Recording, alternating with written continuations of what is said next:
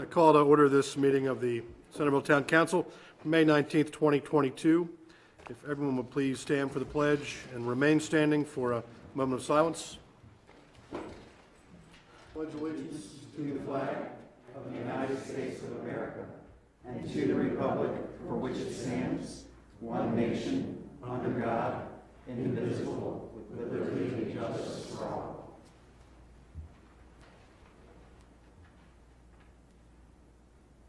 Thank you.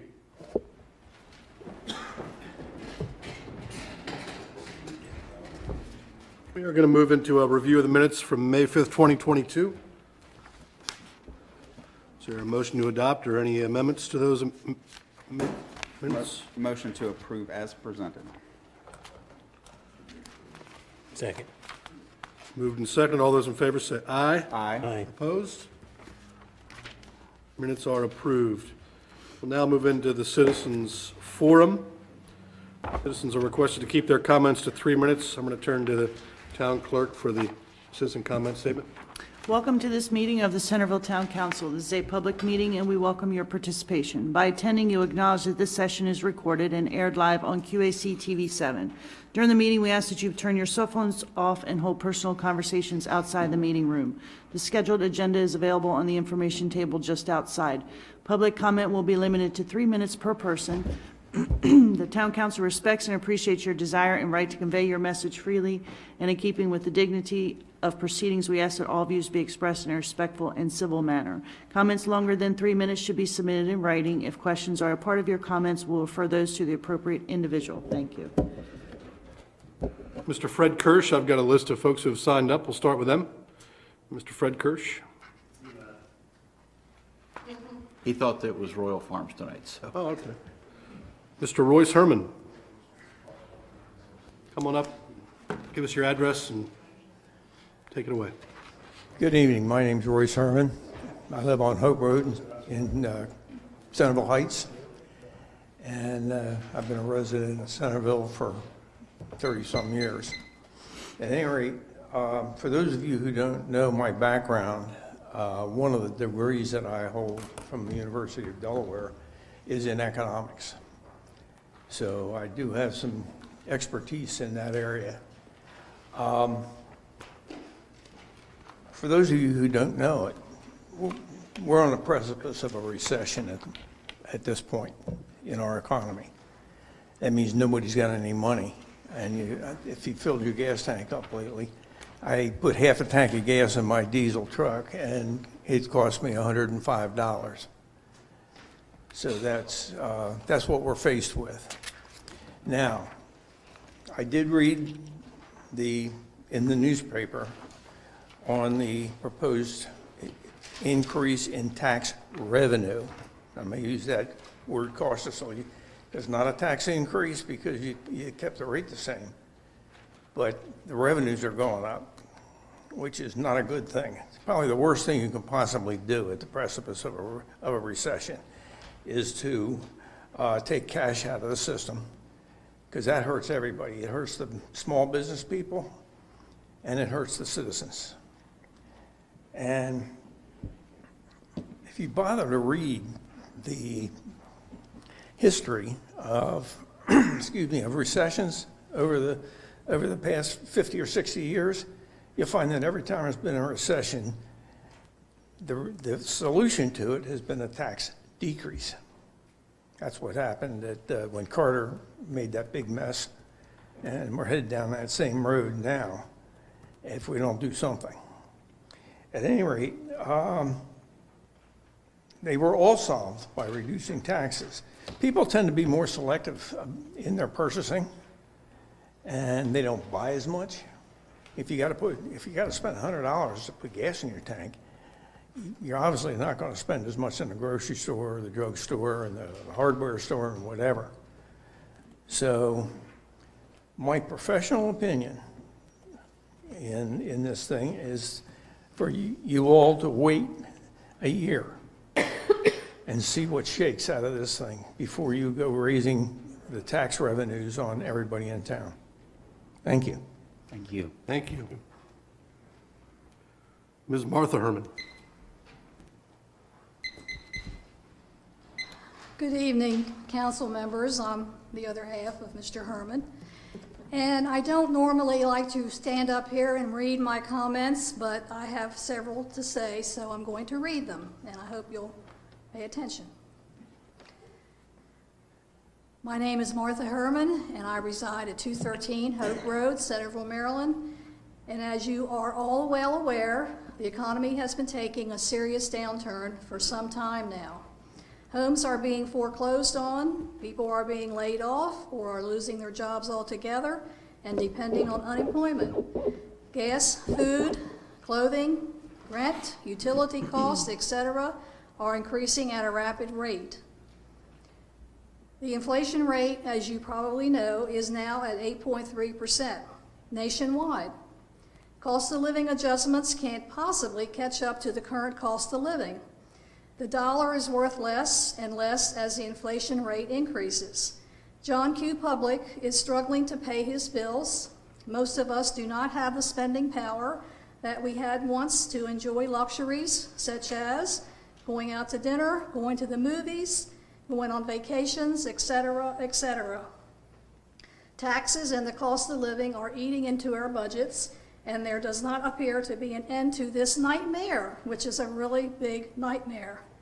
The federal, state, and local governments are taking more and more of their hard-earned money without concern for its constituents. We are all trying to keep our heads above water. Any substantial increase in town property taxes or the assessment will only serve to decrease spending by John Q. Public, discourage existing business and propose new businesses, and therefore decrease revenue to the town of Centerville. Those who have mortgages on their property and are trying to keep their homes will suffer immensely with a substantial property tax assessment increase. Can we afford to add this burden to the town of Centerville homeowners? I understand that the town needs to maintain a balanced budget and has worked very hard to trim the budget every year. But at the same time, a tax increase will serve to cause severe hardship to the town of Centerville property owners. This is not the time to increase assessments. The federal government is very close to creating a recession in this country, and we all will struggle even more to maintain our quality of living. The town council needs to consider very seriously its town residents when making their final decision.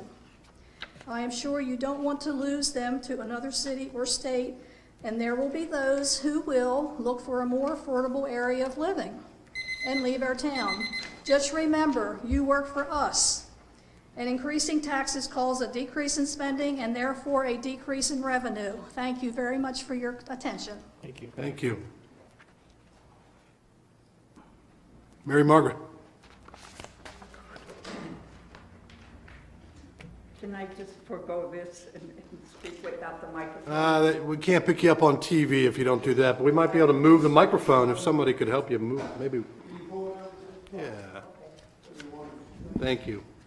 Thanks, John. Okay.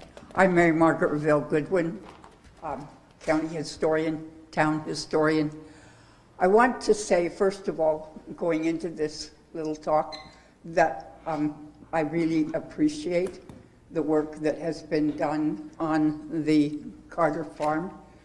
But I also want to bring up a few points that need some consideration. I've been through all of the public hearings that have been held in the past on this development of this property. Not with these developers, but with previous ones. The number one thing that in every single one of those public hearings, every single one, when citizens were asked how they felt about the history of the property, everybody said, and I pledged at the very first one that I would make sure that the archaeology on that project is done, and we're going to do it. It's on a state highway. That means we have access directly to the state archaeologist, and it's not going to cost a ton of money. In any case, it needs to be done, but we need to consider that is the single most important piece of property in the town in terms of history. The gate for that was right here on this square in front of where the bank. And that road going all the way down past the Carter farm was all Elizabeth Nicholson's property. I spent for over a year being monthly mentored by Judge Carter. And specifically, one of my great victories was that I proved to him that the date that's on the sign at the house was off by 3 years. But that's the kind of detail that we worked on each month. He would give me an assignment, and then we would debate it. This is a really important aspect of our tourism for the future. Consider what it is that all of the towns surrounding us have to present to a tourist, and what do we have to present to a tourist. Primarily here, it is our history, but we're not making good use of it. I want to touch on one other thing, and that is we need to have a discussion with the town attorney on the issue of the fact that owners of developing properties who live out of state need to be consulted because Judge Carter's house is falling inwards. It's got a huge hole in the roof. It's got a lot of black mold, and I doubt at the rate that approvals are going for the developer that the house will survive. And that needs to be seriously considered by everybody in the town. Thank you. Thank you. Thank you. That's everyone that's signed up. Is there anyone that would like to come to the microphone and didn't sign up? By all means, yeah.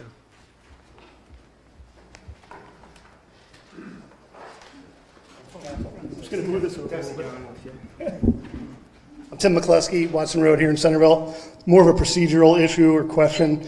Chapter 170-31.6, growth allocation, item F, process, states in part, the town council shall review the growth allocation request and hold a public hearing in accordance with program amendments, chapter 170-31.8. So chapter 170-31.8, which is variances, section C, process, states the town shall follow its established procedures for advertising and notification of affected landowners. What are the established procedures for advertising and notifying the affected landowners? There you go to chapter 170-58, Board of Appeals. Item C, hearings, special appeals, notice states in part, paragraph 2, at least 15 days notice of the time and place of such hearing shall be published in a paper of general circulation in the town and by posting the property. You did publish a notice, but there was no posting on the property. What procedure did the town follow for this public hearing? And if it's not the procedure spelled out in chapter 170-58C2, then what was it? Probably a question for the attorney. I would ask that a response be made. The other question is that why hasn't the council provided more information about the public? I think we've got a great turnout here tonight, but I think a lot of this is through grassroots effort. I fully believe that it's a civic responsibility to seek knowledge. This public hearing is on the Carter Farm is one of the most important items that's come to you over the past several years. Council has been talking about increasing and providing more communication. There's no information available on the town website about this hearing except for the meeting notification and agenda. There's no documents, there's no site plans, there's nothing else for the public to review and comment on. How does a layperson form an opinion and provide comments if there's nothing to review? Town's website does say that there's a public hearing, and it was published in the newspaper. There's no signage posted at the site, as I indicated earlier. There was no email blast. None of the plans are available via the town's website. None of these tools that the town has were used to solicit input. Council has been talking about how important it is for the town government to provide more communication. One of you in a recent online interview stated that the development process is fundamentally broken. By the time the public understands, this is a quote, what's happening, the houses are going in. The council required the developer to hold an information session, which included at the developer's cost a postcard mailed to every Centerville resident. That was for the benefit of the developer. Any comments made were not part of the official record. That section made no reference to tonight's public hearing. Council members are saying that the process is fundamentally broken. You alone have the power to fix it. Why are we continuing to move forward with the process that council says is fundamentally broken? You're in the middle of a comp plan rewrite. The town is almost out of wastewater capacity, seeking to build a new $20 million plant that will take 5 years to fund and permit. This is the perfect time to pause and fix whatever processes are broken. If posting on the property is a requirement, I would recommend that you follow your code. Thank you. Anyone else? Yes.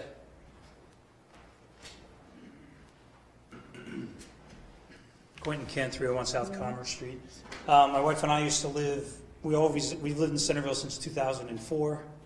Lived in Claiborne Fields first, then Northbrook, and then are now inside the incorporated limits of the town. Ever since we lived in Centerville, we've heard there's been sewer problems. Not sufficient capacity for the last, well, however many years, 18 years. I don't know if this is rumor, if this is true. Maybe you can publish something. To McCluskey's point, maybe there's not enough information out there, but my understanding is for Carter Farm, there appears to be allocations for sewer. However, when we get a very heavy rain, we exceed the capacity of the system. So I don't know what's going to happen when you allocate what's left to Carter Farm and then it rains really heavy. So obviously there's an issue there. If that's not factual, then you should publish something to correct that. But that's my understanding.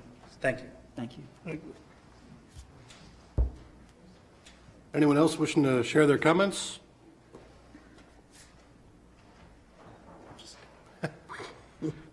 Thank you all very much. We appreciate it. We're going to move into some public hearings, but I've got a sort of question for council about how the best way to handle this is. You'll see we've got Carter Farm growth allocation discussion under new business. That's Ordinance 9-2022. Do we want to combine the opportunity for the developer to come at that time and make their case and have sort of our questions happen at that time? Or do we want to have that happen as part of the public hearing? And I would think it would be helpful for the presentation to be made so that the public can comment on that during the public hearing, as opposed to letting them comment and then showing them what it's all about. okay, so I guess the question, we've got two other public hearings tonight, FY 2023 budget and the constant yield. Would council sort of consent to letting those move forward and then doing the Carter Farm growth allocation public hearing last? I support that. It makes sense to me if we can do that. If we could do the budget one first, I've asked them to bring over some data on the constant yield because it didn't get in the packet. Sure, all right. So we will do the, you said budget first. Yes, please. And we're going to move into a public hearing. The subject of this hearing is Ordinance 8-2022 for the purpose of adopting a budget for the town of Centerville for fiscal year 2023. I will now ask Ms. Karen Luffman, Finance Officer, to provide background on Ordinance 8-2022. I'll take care of that because she just went over to get the constant yield data.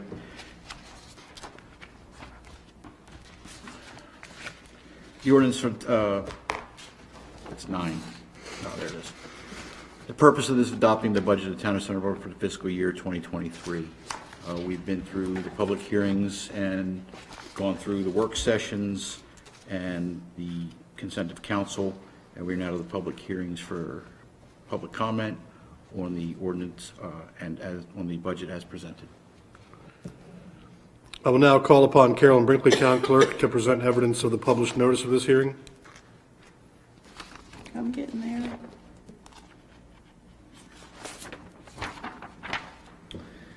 Certification of publication, State of Maryland, County of Queen Anne's. This is to certify that the annex legal advertisement has been published in the April 29th, 22 Record Observer.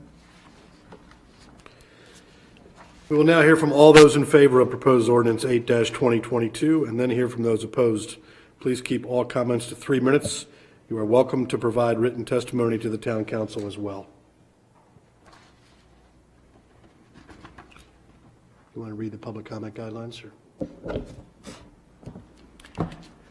Welcome to this meeting of the Centerville Town Council. This is a public meeting and we welcome your participation. By attending, you acknowledge that this session is recorded and aired live on QAC-TV 7. During the meeting, we ask that you turn your cell phones off and hold personal conversations outside the meeting room. Public comment will be limited to 3 minutes per person. The Town Council respects and appreciates your desire and right to convey your message freely. And in keeping with the dignity of proceedings, we ask that all views be expressed in a respectful and civil manner. Comments longer than 3 minutes should be submitted in writing. If questions are a part of your comments, we'll refer those to the appropriate individual. Thank you. We'll now hear from all those in favor of proposed ordinance 8-2022. We will now hear from all those opposed to proposed ordinance 8-2022. The Centerville Town Council will consider all comments presented. We have one. I'm sorry. Absolutely, yeah. So, the budget that you have on your website is like 2 pages. It's like a top-line budget or something. I know the budget is many more pages than that. What's the availability of that budget for citizens of the town to review?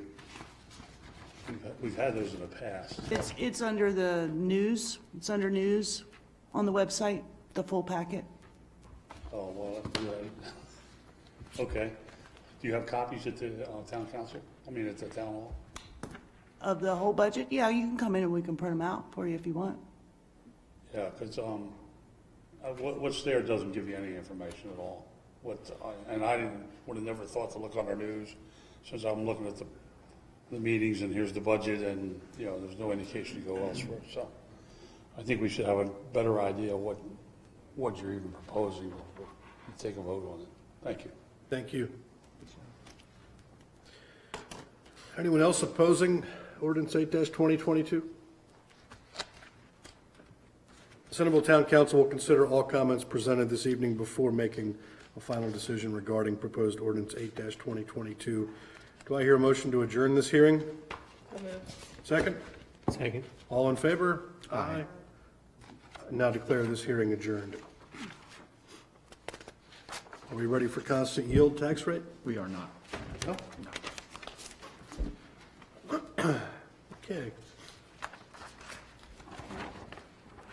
What do we think? The best way forward is probably to get into Carter Farm, I suspect. We are going to allow, I think, before we get in this. Are you taking comment on the constant yield? Not yet. We are apparently waiting for town staff. Yeah.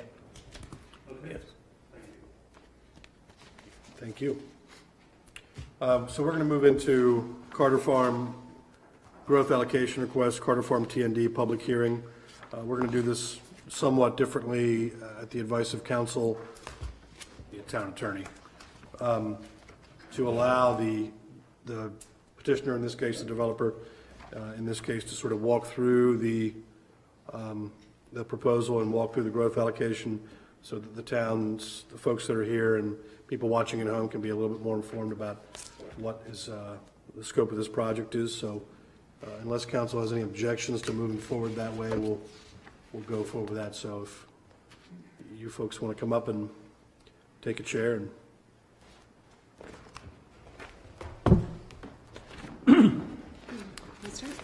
Yeah. Good evening. As always, we're deeply appreciative of being here, being able to present. I'm Ernie Soto with Green Development. Rebecca Flores here from Remake Group. We're also joined by Barry Griffith from Lane Engineering and Ryan Showalter, our counsel. We're here to present and to listen. We want to hear the concerns. We're going to keep it short. And we're here to discuss any and all issues that the council would like to discuss with us, in addition to growth allocation. We appreciate the time and would love to hear any concerns. Rebecca? Okay. Thank you, first of all. Happy to be here. Rebecca Flora, the Remake Group. I always have problems with the church. Okay, there we go. We said we keep it short. We know everyone is pretty familiar with the project at this point. And there is information on the Remake Group website, which has a lot of detail about the project and the specifics of the project. We have just a little bit of information to just introduce it, and then we're going to be turning it over to Ryan Showalter and Barry Griffith to walk you through how we are responding to the standards of the code related to the growth allocation. So they'll come up in our place, and then the approval process. So the first thing we wanted to do was basically be very, I think, direct in sort of why we're here and what we're asking for. So specifically, we are requesting respectfully of you all to consider this evening conducting the first reading of the growth allocation ordinance, because there has to be 2 readings, which you're well aware, and your town attorney, I'm sure, can consult you on that. At the next meeting, we would like to request introduction and adopting of finding of facts and growth allocation ordinance. And then to also, after that gets done, there would be a recommendation to the Critical Area Commission for the growth allocation. At the same time, because this is such a complex set of basically approvals for this project, to be able to start moving forward with the PUD, next step in the PUD process with Planning Commission in the month of June. So that's what we're kind of trying to tee up tonight and asking you to consider as we move forward, just to sort of be very direct about that. I was going to ask the town attorney if you could go back to that slide, if that chain of events and sequence of events jives with your understanding and this process. Well, I mean, I think that that's their aspiration. That's not necessarily what will happen in that order and in those timeframes, but that may be theoretically possible, but it depends on when you all are ready to vote and when we're ready to move forward on various aspects. Thank you. It's what we're asking. So you all will obviously have the decision on that. We have, you have the printout of this. This is always a little hesitant. There we go. Okay, so I'm not going to do, you've seen this. You're familiar with the site plan at this point. We're not going to walk you through the whole thing, but we are here to answer questions if you have specific questions about the overall plan. We are talking 126 units still. This is the most current plan that is in front of Planning Commission and the basis for the conditional approval that occurred back in March. This is a little bit of a wonky process because the way we're doing this with public hearing. Okay. But you know, we've received a lot of feedback about the commercial development on Chesterfield of this project. Okay. That's come from the Planning Commission. It's come from lots of emails in the town council. So I guess the question is, you know, are you wedded to the commercial being on Chesterfield, being that proximate to Chesterfield, or is this, you know, is this something we could put on the table for elsewhere in the project, elsewhere on the property? The location, my background is also in economic development, Main Street development, community development. The location of the commercial on Chesterfield Avenue, where it's going to be most visible, where basically access is most prominent, and where it actually has the ability to connect to not only the wharf, but also Main Street, and actually be part of that corridor, makes the most sense from a market standpoint. From our perspective, that's really the most appropriate place for that to be, is on that particular location on the site on Chesterfield Avenue. There's many more reasons I could go into, but those are the key market reasons. Well, Do you want to add anything? We have, So can there be less of it? We've already reduced it from what the zoning code does allow. We feel, and based on my experience, you need a certain critical mass to actually create something that is enough that people would even want to go to. So in terms of the amount of square footage, we do feel that it not only meets zoning code, and in fact is less than what zoning code allows, but is the amount of critical mass that needs to occur there to really have something that people would want to go to and be able to have more than one option when they get there. But all of the footprints of each of the buildings meet the zoning code requirement in terms of the maximum amount of square footage of footprint that we can allow, that is allowed. So we've met that, and we've met the maximum. We're under the maximum of what zoning allows.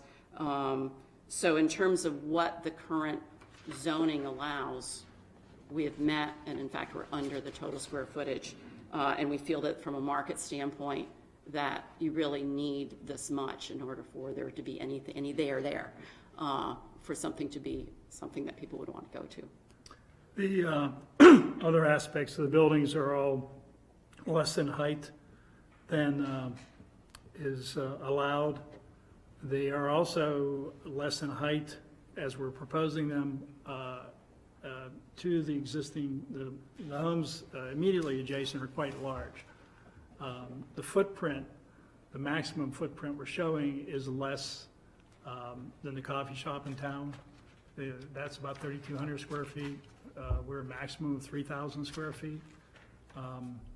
Our initial information from our traffic planner shows that even with the commercial, will be just slightly more than the previous approved project, which had a traffic study, several years ago.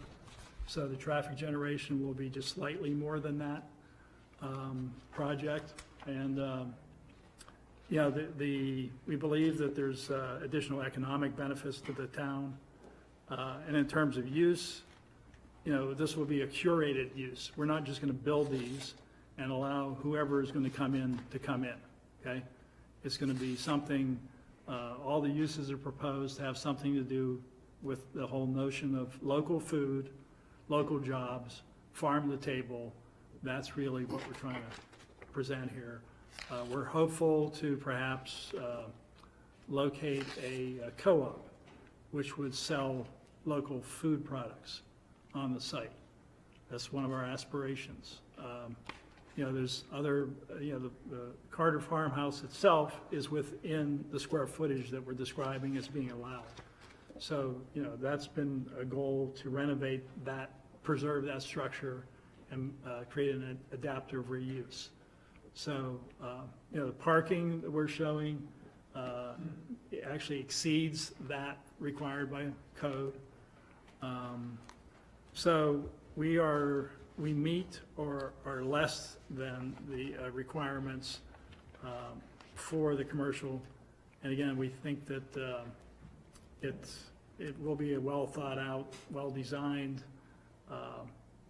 commercial use.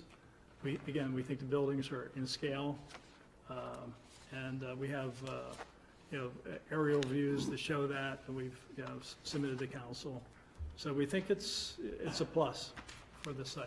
I just want to make one more statement to your original question, Councilman Klein, and that is, in terms of location, this is about creating a walkable neighborhood. We want this to be something that our neighbors feel part of too. My fear would be that if it's further inside the development, it would feel almost like it's exclusive just for this new development and not something that actually can connect to the rest of the Centerville community. And people would have the walkability to be able to feel that everybody is welcome and can come there. So it's really about helping that connection. I just wanted to add that point of another big factor in it being in that location where it's for everybody. And the planning standards also require parking to be put behind a building such as this, not in front of, which would push it back further. It's generally desired that parking is behind a building, and the building presents itself on the street. So that was kind of the rationale that our planners came up with, and that's why what you see. Initially, we did present another arrangement, which was different. The Planning Commission gave some really good comments where we reoriented the buildings. We're using historic Maryland rural farm forms to generate the architecture. And again, they would be all very energy efficient structures. Our goal was always to try to make everything net zero. They would be part of that. And again, they would be very water efficient as well as the whole development. I know there's concern about water generation, but we are certifying all these homes as zero energy ready, which brings with it Department of Energy, or EPA rather, Water Sense program, which will reduce the flow from these homes by 30%. Full build out, the impact to the town, we believe, will be a full build out several years from now, 3 to 4 years from now. Increased flow only about 3.2%. While we're bringing over $2 million worth of capacity fees to the town to help with the sewer plant and other concerns. So in the commercial, we want to make sure we've addressed your question about commercial. Sorry, that was a very long answer. I hope that addresses your It question does. about the Thank you. commercial. Are there other aspects to the plan that we can? So move forward with follow-on here? question, we have received a litany of community responses, and I think I can say on behalf of all of us that we're, reading through all of them. One of the specific emails that we received asked about the facades of those commercial spaces along Chesterfield, and their concern, if you're able to comment on it, was that in what was posted online or what was briefed at your open house, that these were modeled after tobacco farms, barns. And so the question was raised, well, is that appropriate for Centerville? So just it may be a little too in the weeds, but if you could just comment on that, since that was raised as a concern, why were those selected? And you feel that it meets the spirit of the current footprint along Chesterfield? Correct. Ernie's taken a lot of time looking at the design and trying to make it in context with what's around it. In fact, we've done a whole context study that we did share with Planning Commission that we're looking forward to present as a whole in June. But Ernie, around the design? Well, again, it was spurred by the comments from the Planning Commission back in December that they wanted to see buildings of reduced scale and something more appropriate to the whole notion of Carter Farm. And so we reoriented the buildings toward the farmhouse, created a plaza next to the farmhouse. That was something to help activate the farmhouse. That was a specific comment from the Planning Commission. And For everybody, this is the right. farmhouse right here. Yeah. And so this is a commercial building with everything being more, I know I'm not on speaker, oriented to the farm, and then these two buildings just sort of. So, and the planners, We can't have you speaking over there. I'm sorry, I'm just pointing then. so the planners studied rural placements of rural structures, and this is, what they came up with. Our planner is Lo Quattro Bonsi, and they were involved in both Easton Village as master planner and Gibson's Grant. So, both very successful communities. So. Thank you. Anything else on the site plan? Not right yet. Okay, keep rolling then. So we're almost done with our part, and then we're going to turn it over to the code specific to the growth allocation. Just for the public and everyone, I know everyone is at council is pretty familiar with this, but we are at this growth allocation stage. There's multiple review agencies involved in this overall project because of where it's particularly located. And just a reminder for the public that might be listening, this is the second of what will be 5 total public hearings related to this project. The second specific to the growth allocation, and the last specific to the growth allocation. There will still yet be a public hearing specific to the PUD site plan. That'll happen when that next step of the process moves forward. And then we'll be back at Town Council again for another public hearing. I might have that one wrong, Sharon. There's one for the resolution, I think, also. But there are 5 total, I know that. And so this is the second of a total of 5. And I just wanted to kind of put that forth again, because I know this is confusing to a lot of people, including the public, of just how many steps this project will be going through. So we're going to actually turn it over to our team, Ryan Showalter and Barry Griffith, to walk you specifically through the growth allocation, which is what today's hearing is about. And we're going to continue to be here for questions as those come up. So Ernie, in fact, maybe you should stay up here, because if questions happen as we go along, that way you'll be right here. If I could, we have a long list of things that we are seeking clarity to. So what is the appropriate place in this process for that to occur, in your mind? I mean, I think at any point, if there's questions that you have, you should ask those questions. In terms of deliberation among yourselves, I think it makes sense to wait till after the presentation, the public comment, and then you really get into the nitty-gritty of what you all want to do. But in terms of questions, I would ask them whenever they're appropriate. Take it away. Members of the council, Ryan Showalter, appearing on behalf of Green Development this evening. My address is 100 Northwest Street, Easton, Maryland, and appreciate the opportunity to comment. I would say first, President Klein, we welcome comments and questions, and sometimes an interactive dialogue may ask a question that someone in the public has or another council member has, and it may be easier or more clear to respond to it in the context of that part of the presentation rather than saving it. So if you want to interrupt or pause us, by all means, feel free to do so. But one thing I would like to sort of provide in terms of context to help understand the process and the purpose of tonight as opposed to other hearings is to talk a little bit about what growth allocation is. And there are lots of different topics, there are lots of different questions. You know, the questions about commercial design certainly are appropriate questions to be addressed by the council. But that may be something that is more appropriate in a different procedural context than growth allocation. So the critical area law is a state law that applies to all lands within 1,000 feet of tidal waters or tidal wetlands. And it's essentially an overlapping law that is implemented at the local level, but it's really different than town zoning. It's an overlay, if you will, of state regulations, and it governs the intensity of use of that 1,000-foot wide strip along the shoreline of the Chesapeake Bay, and in some cases, the nature of uses. The critical area law establishes 3 categories of land use. One is resource conservation area, or RCA.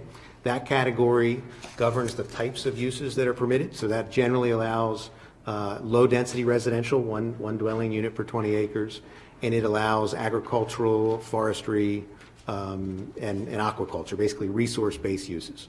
That's not relevant to this property or this application. The second category is called limited development area. That's what the property currently is designated under the critical area law.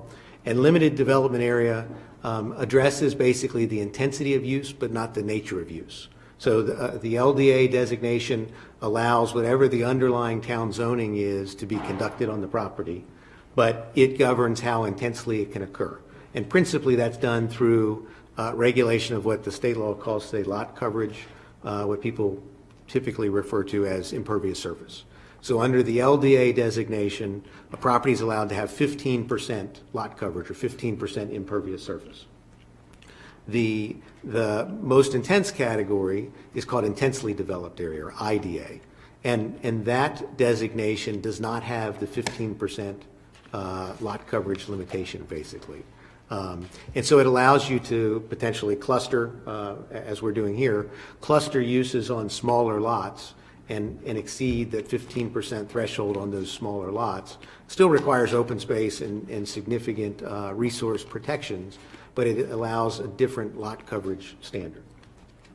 When the critical area law was established, the state created a mechanism for local governments to change properties designation between those 3 categories.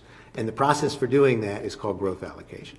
So what we're here tonight on is an application to change the critical area designation from limited development area to intensely developed area on this property. It's not really about approval of any specific plan. It's not approval about aesthetic issues, design issues, road layouts, lot layouts. It's really about how can the property be developed under the framework of that critical area land use intensity question. The town previously reviewed a very similar application and granted growth allocation to change the intensity of the property from LDA to IDA for the prior project that the town approved. That approval had a sunset provision in it, and since the project wasn't developed, that growth allocation award essentially has expired. So we're not even here asking really for a new approval. We're seeking to revive or recreate an approval that the town has granted in the past. And so in that context, the standards that the town council has before it and that this application addresses are really focused on the use and intensity of the land, not the specific use or design of a particular project, and resource-based considerations, stormwater management, wildlife habitat, buffers, et cetera. So having said that, what I'd like to do is provide a brief summary of what the application is about, and then walk through the standards and explain how it addresses the standards, if that's acceptable. Any questions before I do that? Okay. So now if I can, the growth allocation process is also a finite approval process that the town has authority to do. So the critical area law doesn't let towns or counties increase the intensity of lands in any location and without limit. But basically in 1989, the law said that you can get a certain percentage of the RCA acreage in the county, and 5% of the RCA acreage existing in 1989 could be increased in intensity. And that could be used to go from RCA to LDA or IDA, or from LDA to IDA. So of that finite amount of acres, the Queen Anne's County Commissioners allocated a certain amount of growth allocation to the town. The town of Centerville has approximately 186 acres of growth allocation that it can use. By our calculations, based on the current town boundaries and looking at your growth area, there's approximately 90 to 100 acres in Centerville that could be eligible for growth allocation in addition to the Carter Farm. And this request is for just over 40 acres of growth allocation.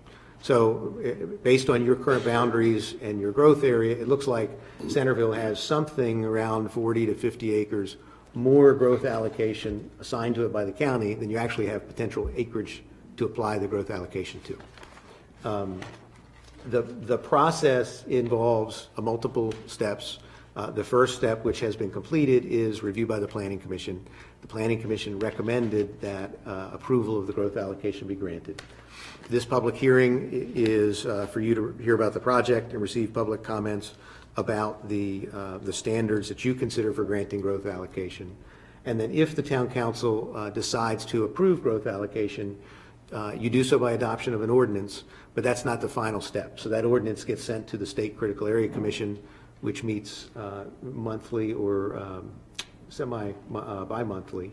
And the State Critical Area Commission reviews that in a two-step meeting, and ultimately they have to approve the town's action for the growth allocation to become final.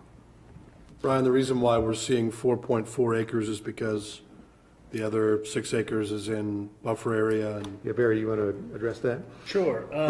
The property is actually 44.7 acres within town limits. It's total 46.8 acres, but there's a little end on the west side that's not in the town limits. It's in Queen Anne's County. It has an RCA designation. We're not requesting growth allocation for that portion of the property, and we're not proposing to develop that. We also then have to take out for the presence of state tidal wetlands. So some of the wetlands that adjoin the shoreline to this property are considered state tidal wetlands, meaning the state of Maryland owns them. They're not proposed for development, and they're not included in the growth allocation acreage. So when you make those deductions, you get down to the 40 acres that you're talking about, Councilman. Thank you.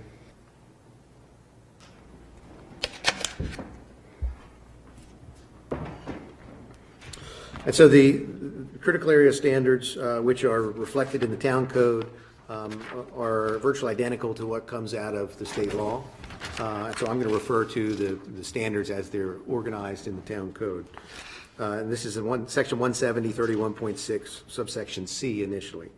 So the standards that apply to locating a new IDA are as follows. First, new IDA is allowed only in an LDA or adjacent to an existing IDA.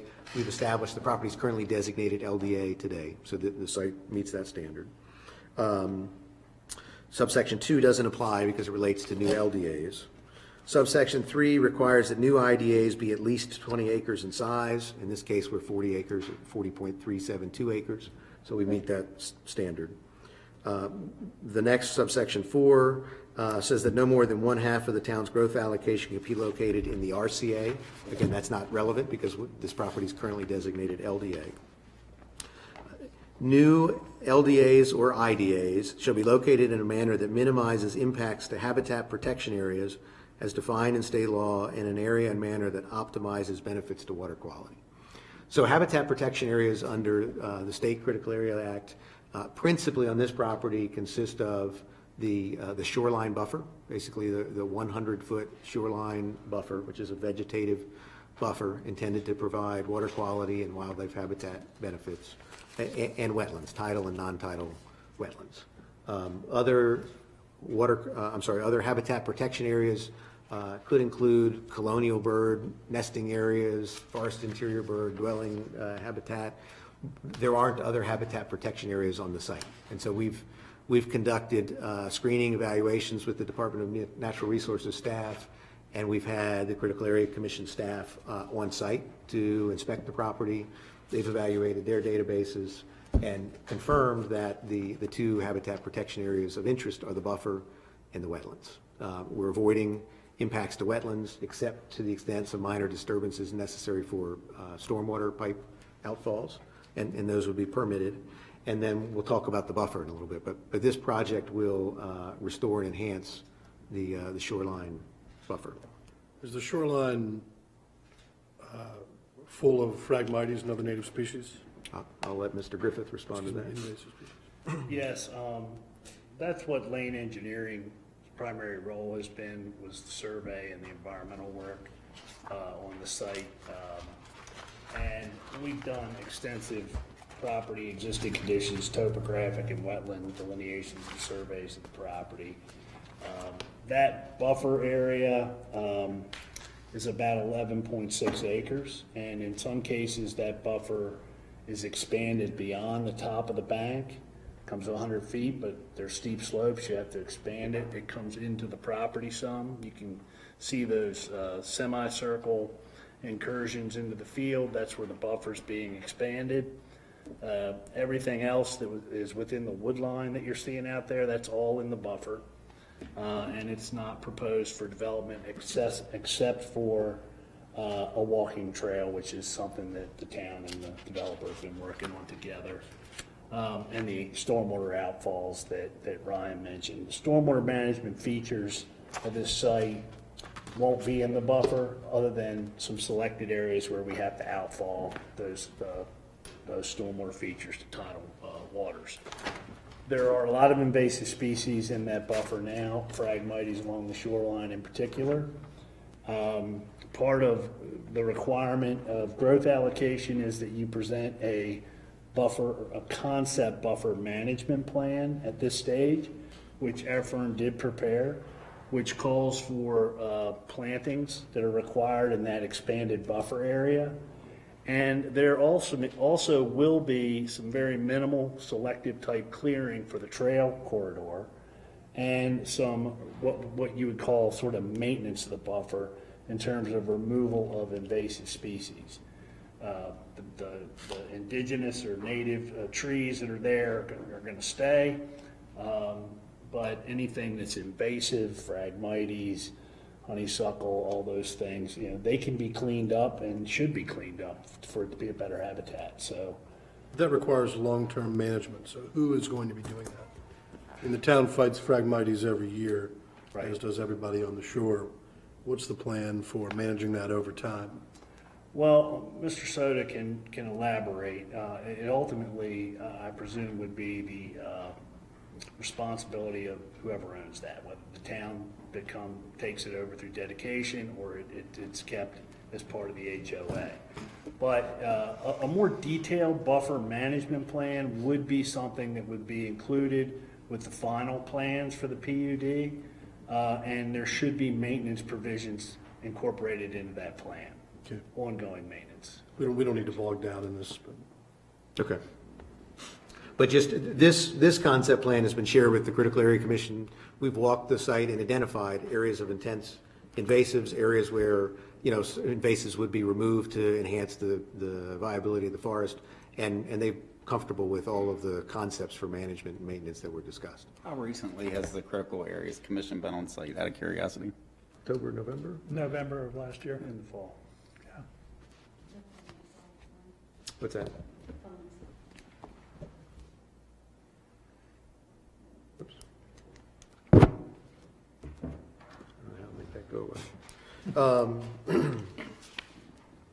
The next standard requires, this is standard 6, new intensely developed areas shall be located only where they minimize impacts to the defined land uses of the RCA. Again, this is not within the RCA, and there's not RCA adjacent to it, so that standard is not triggered in this case.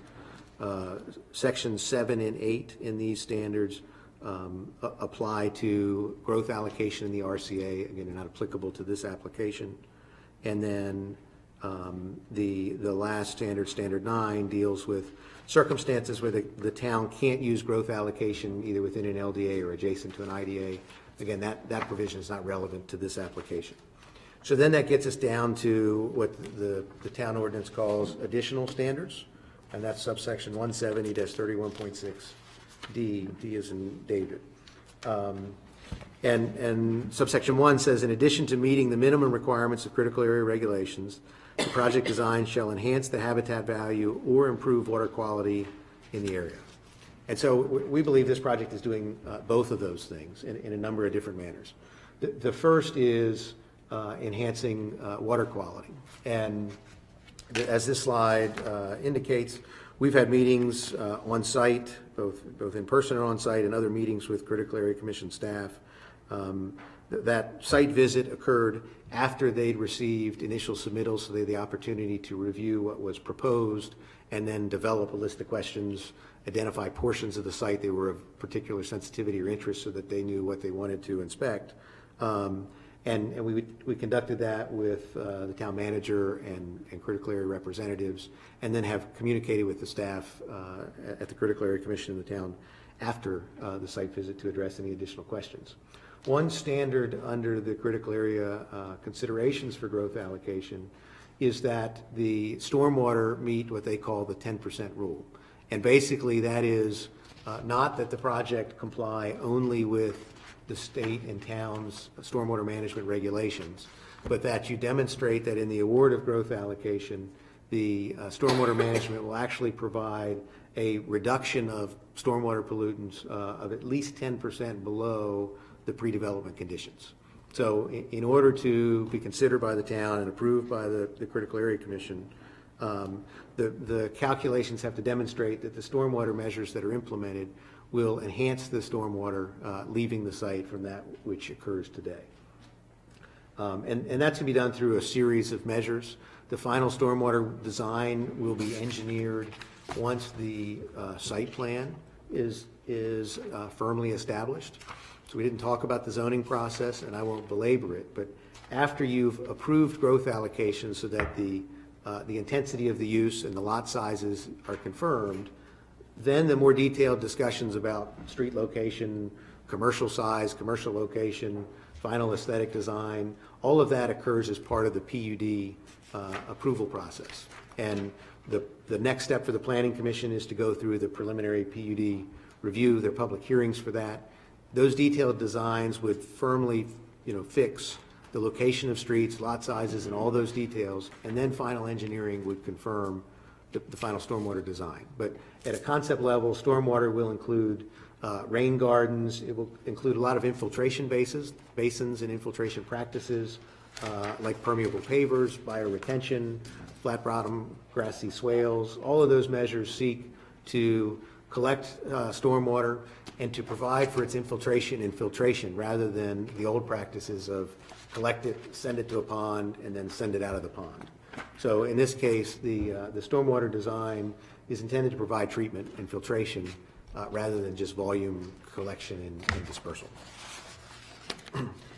Beyond the demonstration of an enhancement of water quality through that 10% pollutant reduction, this also will increase the habitat that's available on the site.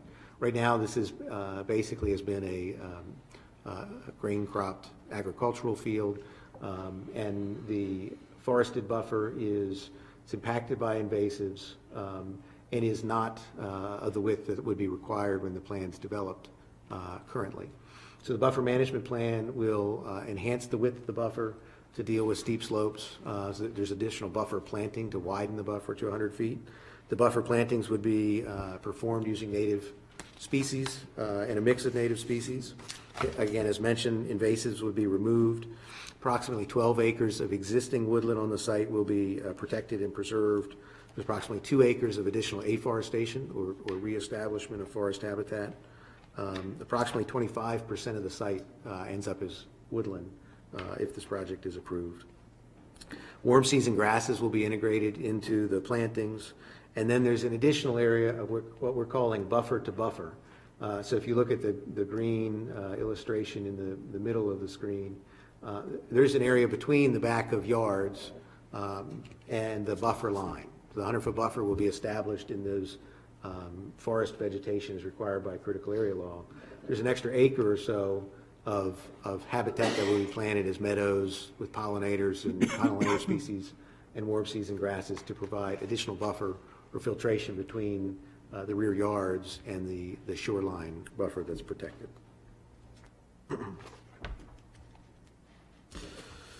The next additional standard is that for residential development, a community pier shall be provided rather than individual piers. Neither a community pier nor individual piers are proposed by this application. And then the third additional standard is that open space requirements as specified in the town zoning ordinance and subdivision regulations or through the site plan review process shall be provided. Again, that's sort of beyond the scope of the, at least a detail beyond the scope of this application. But the TND zoning district in the PUD process, which will follow growth allocation, have extensive open space standards. And so this project will more than meet those standards established by your zoning and site plan review processes. The open space on the property will encompass approximately 21 acres, which is more than double the open space requirements under the town zoning. Active open space will be 3.3 acres, which is a third more than what is required by the town zoning. A significant feature of the open space elements is that within the shoreline buffer, there will be a hard surface walking trail. It will be open to the public by easement. It will include 2 overlooks, so there'll be areas where the public will get access to view the water, look over the wetlands. Which I think provides significant public access to an area that's not accessible today.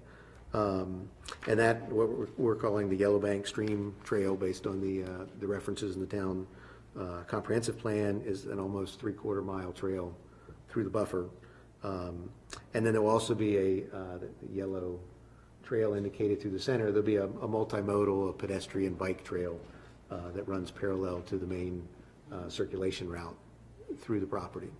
And then certainly, last but not least, the core of the community as an agrihood is organized around an agricultural area. So the large green area in the center will be used for active agricultural production, but certainly will be open space that will provide aesthetic benefits and local food benefits to the residents of both the community and the town.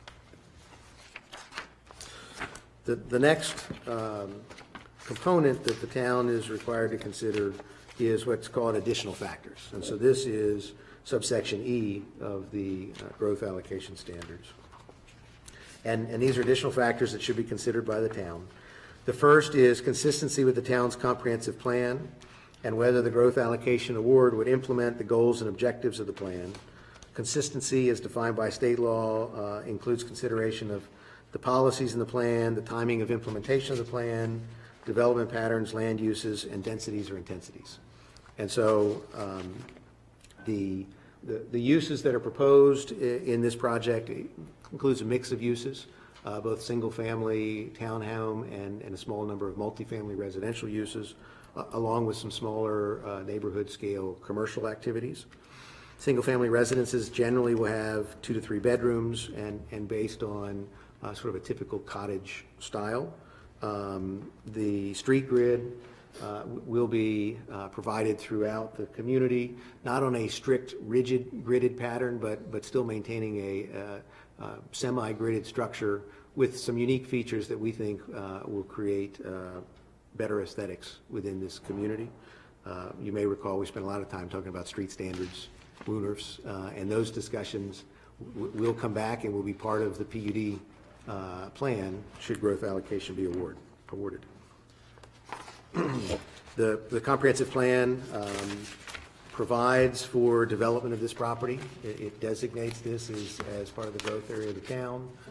It is zoned TND under the town zoning, so it's contemplated that this would have a intense residential development pattern to it, and we're working within the construct of the TND ordinance as it exists today.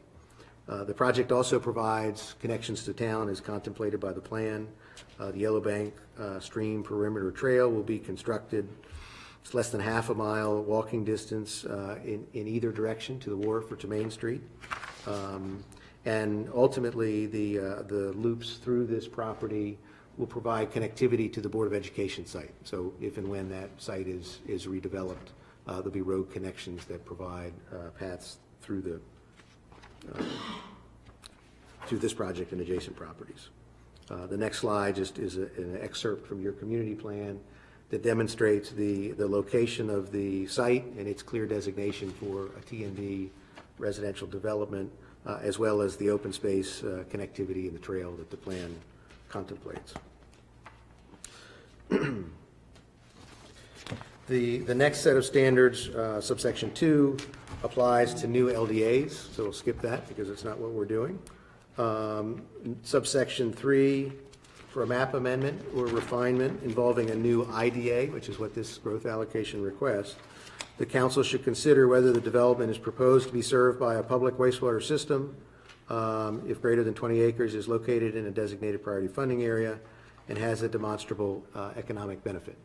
In this case, it is proposed to be served by the town's, both your public water and sewer systems, so it would be served by a public wastewater system.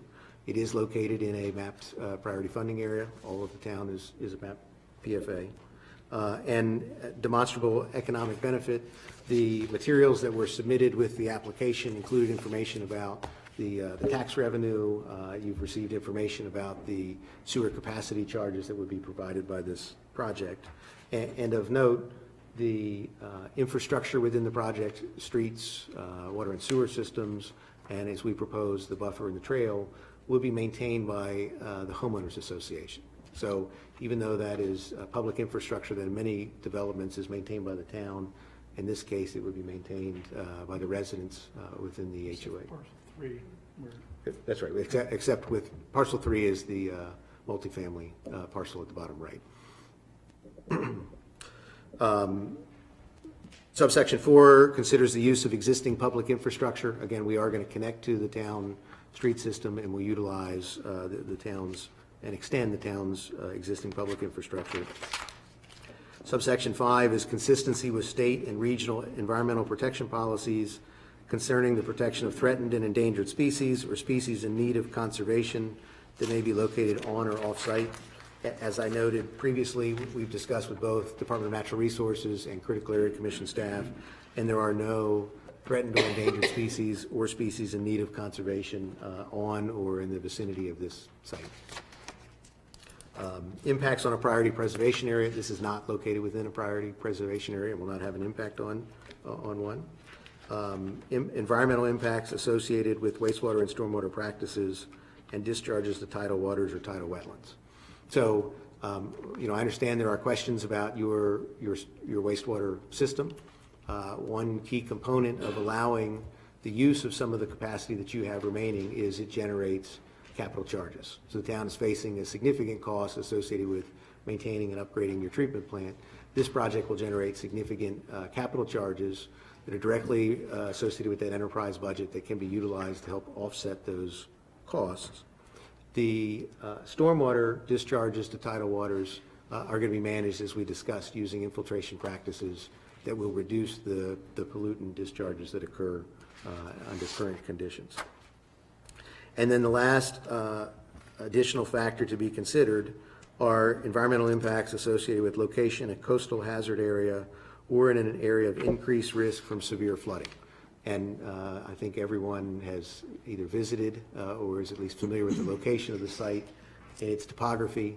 It is not mapped as a coastal hazard area, and due to the elevation, it is not in any risk of flooding, no matter what the sea level rise is for the long foreseeable future. So those are the factors required to be considered by the council. I submit that this application meets each of those, and we'd be happy to answer your questions. Because you just brought it up, I'm going to ask the question about allocation fees and the enterprise budget. For folks in the audience every time, or watching on TV, every time somebody wants to connect to the town sewer system, they pay about a $14,000 allocation fee. According to staff notes here, the developer is asking to put 10% down on that fee, which is 14,000 times 136, something along those lines. Well, so what we're proposing to do is to comply with your code. And so the code actually, the code provides the process for allocation, and that's done through the subdivision process. And it requires at the initial step, when the first level of a subdivision review occurs, that a deposit be made to secure that capacity, and then it's paid in full before a plat is recorded. So you're requesting at this point a 10% down and 15 years to pay the balance? No, that's not. So your subdivision standards require that the balance be paid before a final plat is recorded. And we're proposing to comply with that code. Okay. Thank you.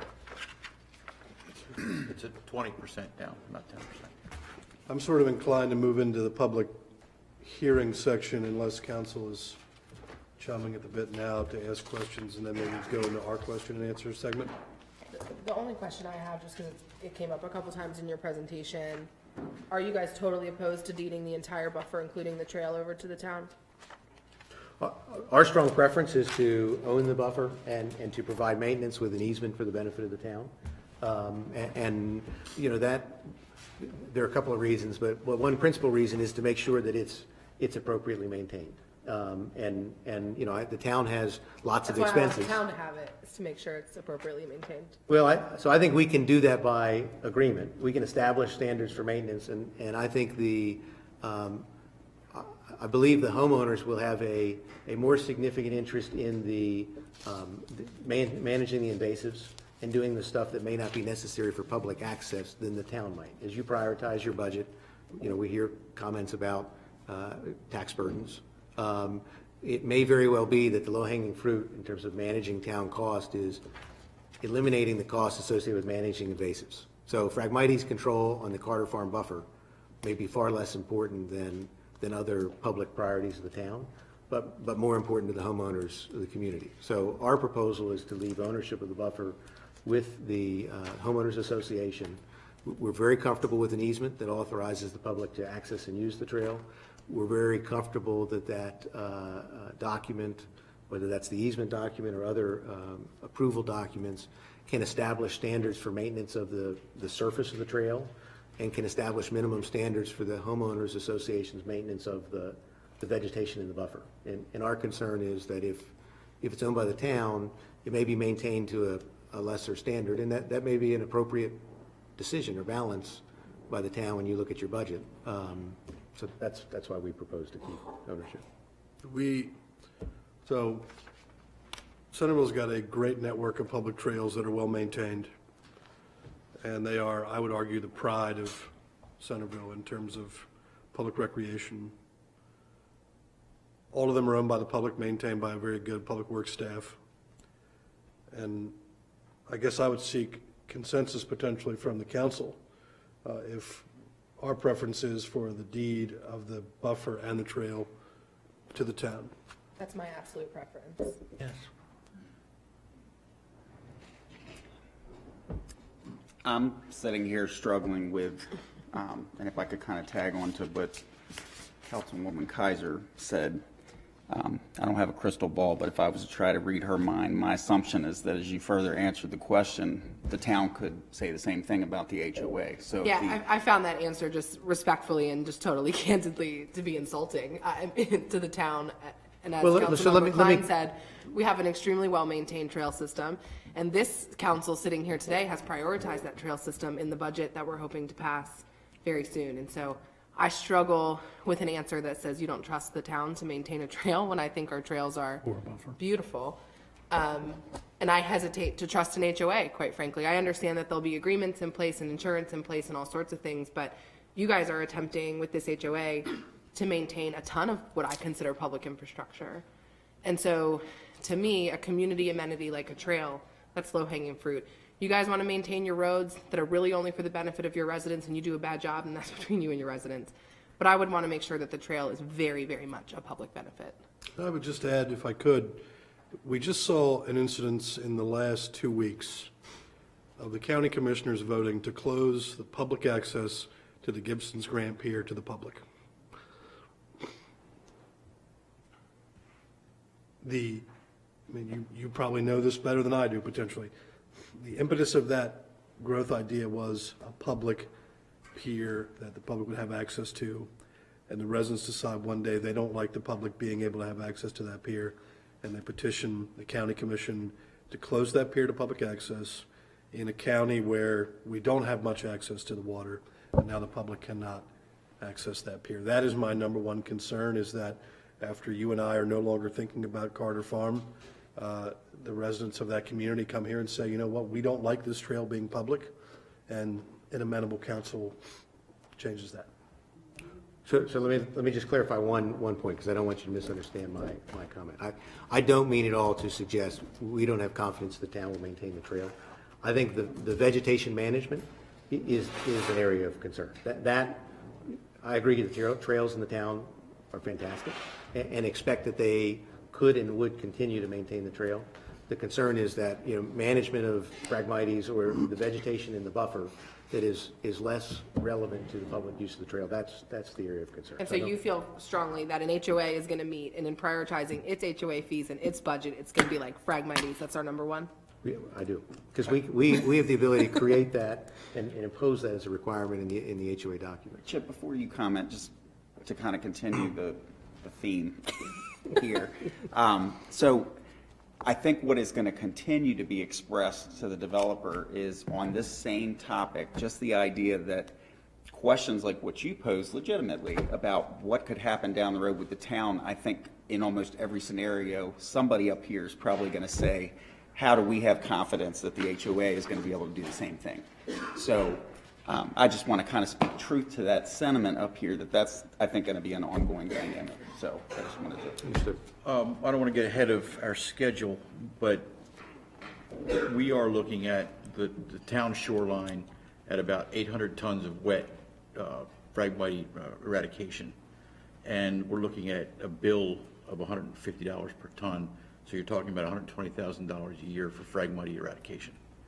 I just want to put that out there because that's a steep ask for a HOA.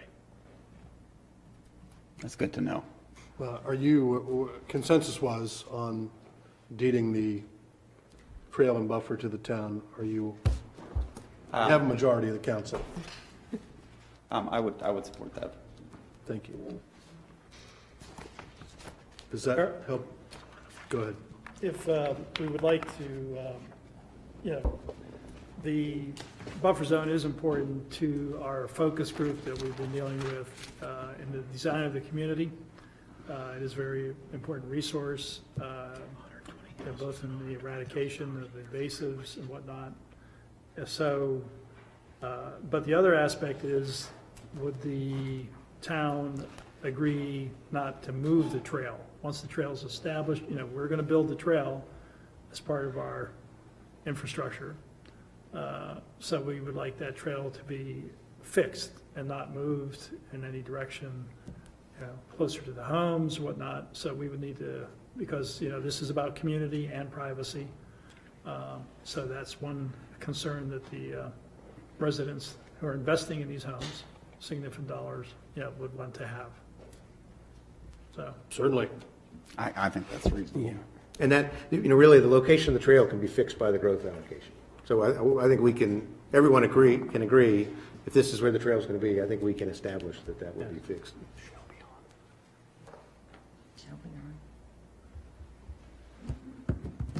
No. We had a council member that was going to join us by Zoom. I'm just not sure if that's happened or not.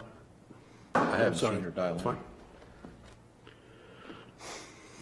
So I think we move into public comment section, public hearing at this point. So you guys may want to go have a seat, and then we'll maybe pull you back up at some point.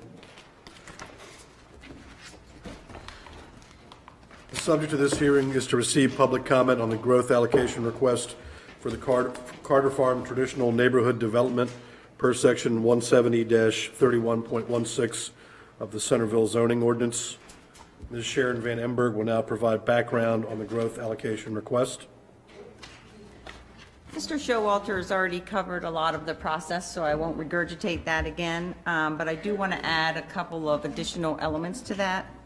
The first is, if they meet the standards in the ordinance, the council may grant growth allocation. It's not a requirement that if you meet the standards, then you are entitled to it. So there is discretion on the council's part. And because of that discretion, the council has the ability to create conditions. One of them that you just talked about the buffer being deeded, that's an appropriate condition based on if you decide to award the growth allocation. The Planning Commission has reviewed and they did make a favorable recommendation, as was alluded to. They do recommend 2 conditions. And the first, which is what we were just talking about, is as the undeveloped parcels along the path of the Greenway are developed, the area along Yellowbank Stream should be dedicated to the town as open space. And that comes from the comprehensive plan, that language. And then in addition, they said, in addition to meeting the requirements of the critical area regulations, the project design shall enhance the habitat value or improve water quality in the area. And there was a lot of testimony related to that condition as well. They have a couple of additional notes. They want assurances that the Carter Farmhouse enters some degree of preservation agreement and Chesterfield Avenue's sightline is maintained. They think further discussion should take place regarding the commercial entity of the project pertaining to location, scale, amount, and impact. Some of those will be dealt with more through the site planning review process, but there could potentially be conditions related to today. But they think the agricultural component should be more defined to make sure it will integrate with the residential as well as the commercial components of the project. And they remain concerned about the viability of the sewer capacity and the state and condition of the plant itself. So that is their recommendation. Thank you. I will now call upon Carolyn Brinkley, Town Clerk, to present evidence of the published notice of this hearing.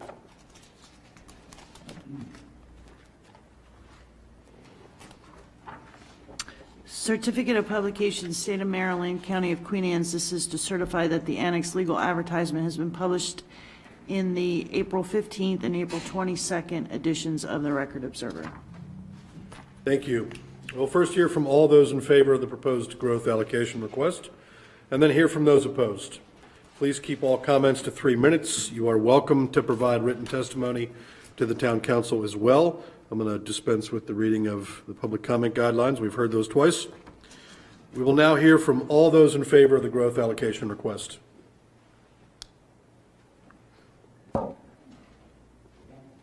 You come on up. Hi, my name is Larry Decker. I live at Providence Farm, the historic farmhouse over off Little Kidwell and tucked in the back. I don't know that I'm for or against. I'll start there. I appreciate the presentation that was done. I appreciate the fact that looking at some of the plans and everything else, that a lot of environmental concern has been taken into it.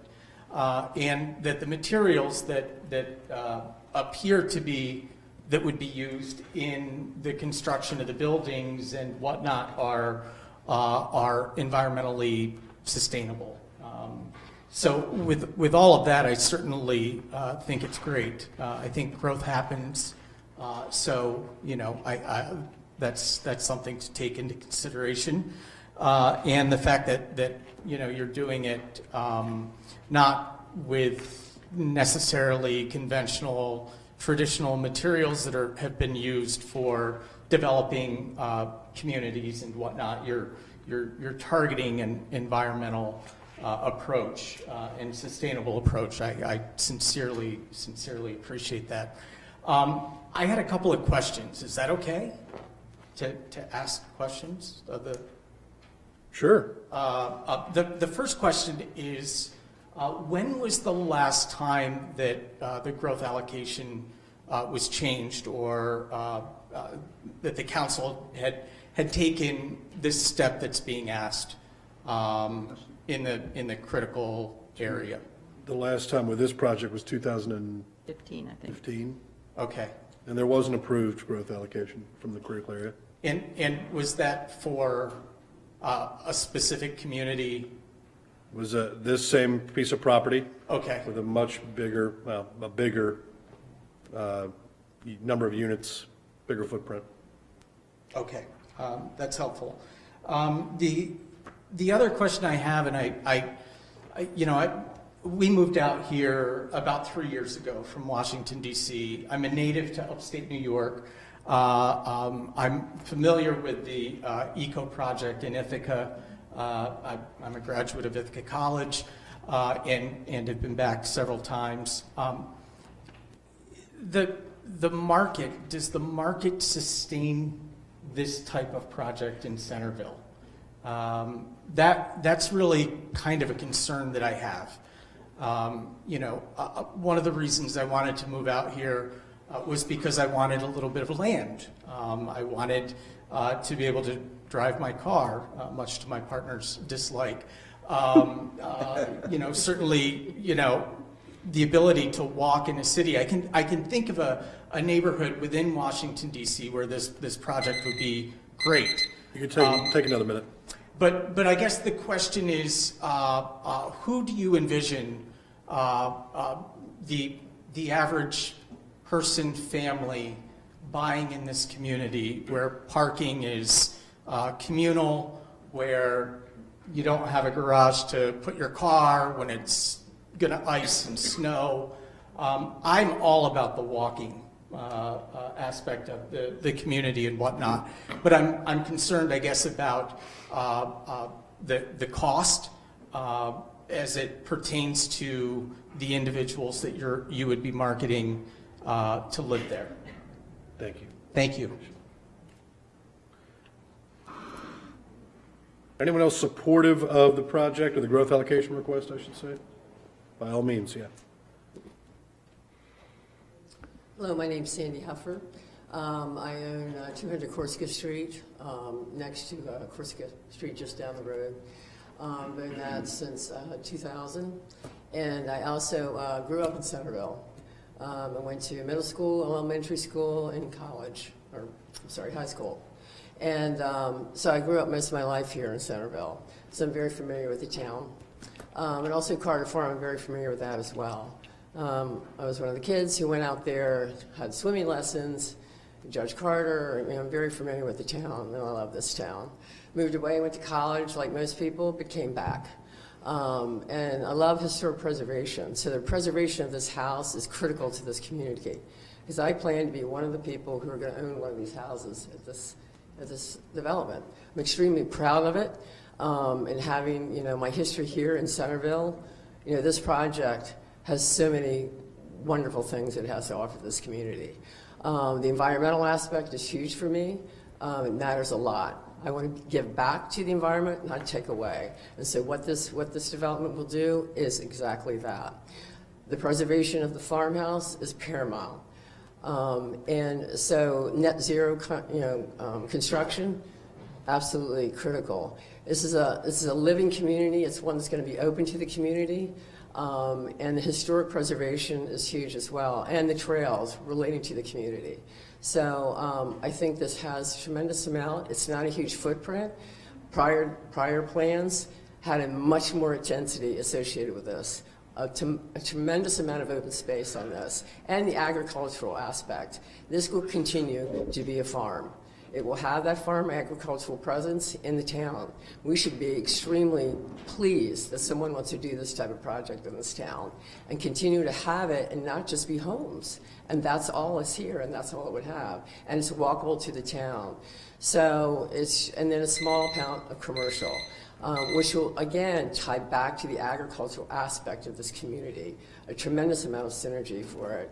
So I'm extremely proud of the project, and I hope the town council and the town will understand more about this project, and because it's very important. It's a major piece of property in this town, and it wants to be done correctly, and the developer and the planner, Rebecca, both Ernie, have been very conscientious about this. And I, as a future owner, am very conscientious as well and understand the history of this land. Thank you. Thank you. Supportive comments? Do we have any, do you want to read from the email during this section or another? Do we have any that are supportive? No.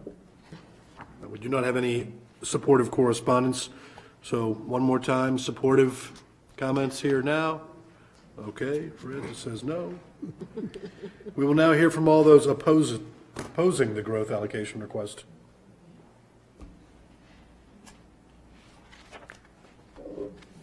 You don't have to ask my permission or, you know. I don't necessarily oppose, but I do have something to ask. My name's Larry Cook. I live over next to the library, buddy of Eric's. My wife has been driving me crazy ever since she heard about this project because she wants to know how much longer we'll have to wait in traffic to get to our house next to the library when we add another 250 cars driving through town to get to this project. And that's mainly at critical times when the traffic is that bad. But honestly, it can take, I've sat in traffic all the way up to McDonald's, and I think some of the other people have too. So I know that's not part of this process, but at what point is a study done to determine what the impacts on traffic? Because here's what I have to ask myself. It's a lovely piece of property just the way it is. I'm a contractor. I'm not against development, don't get me wrong, but what's in it for me? Lovely trail, some more, maybe some tax revenue for our town, maybe some new people to go to the restaurants and support the town's businesses. I'm all for that. But I don't know that our infrastructure can handle the additional traffic, and I'd like to hear a comment on that, whether it's at this meeting or at the next meeting or the next one, because I intend on coming to all of them. Good. Okay. I think we share your concern. Well, I'll speak for myself.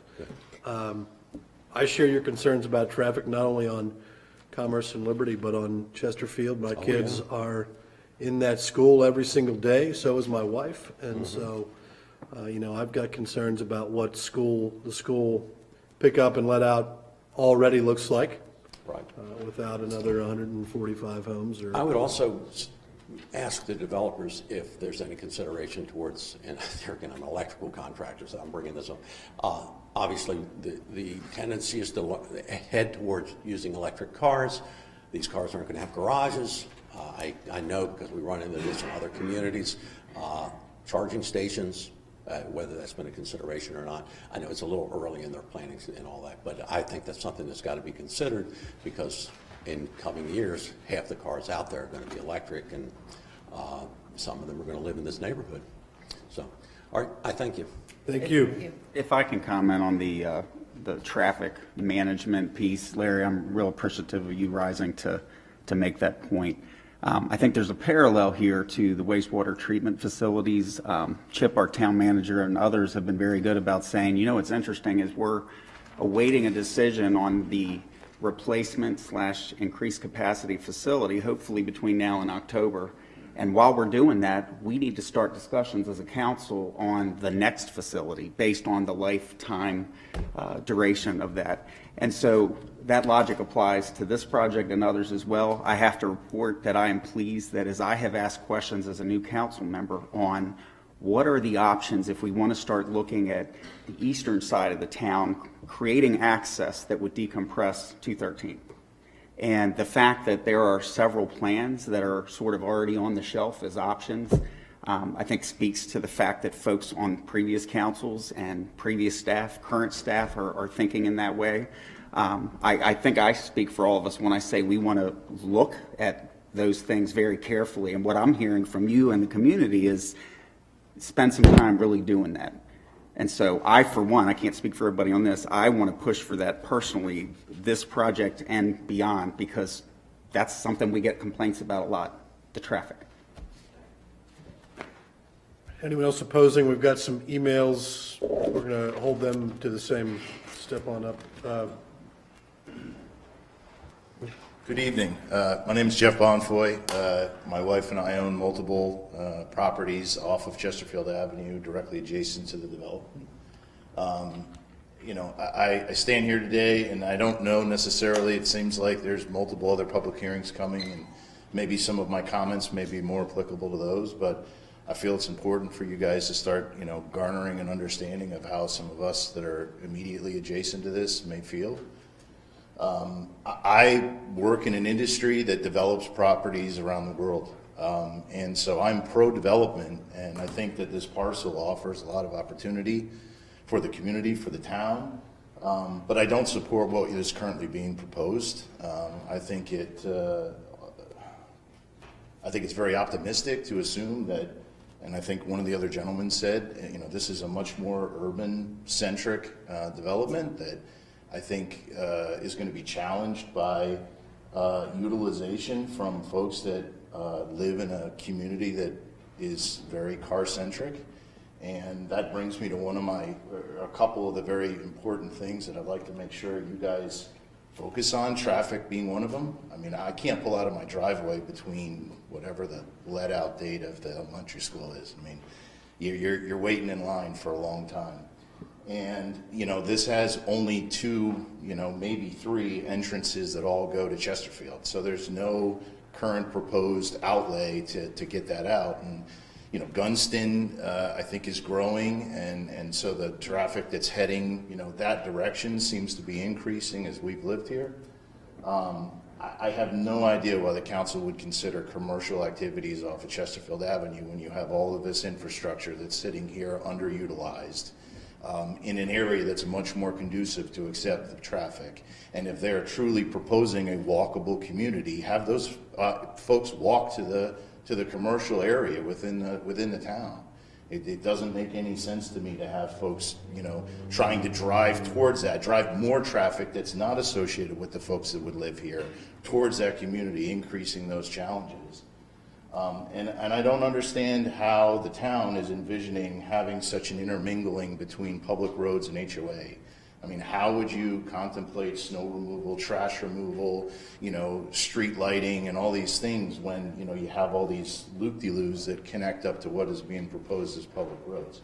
Again, I think this parcel offers an opportunity. I would be totally supportive of a housing community back there that seemed to be more in line with what a traditional neighborhood development I envision. But this seems to be a little bit far from that. And so I hope that some of these comments can get incorporated moving forward and we can end up with something that we can all be proud of. Thank you. Thank you. Thank you.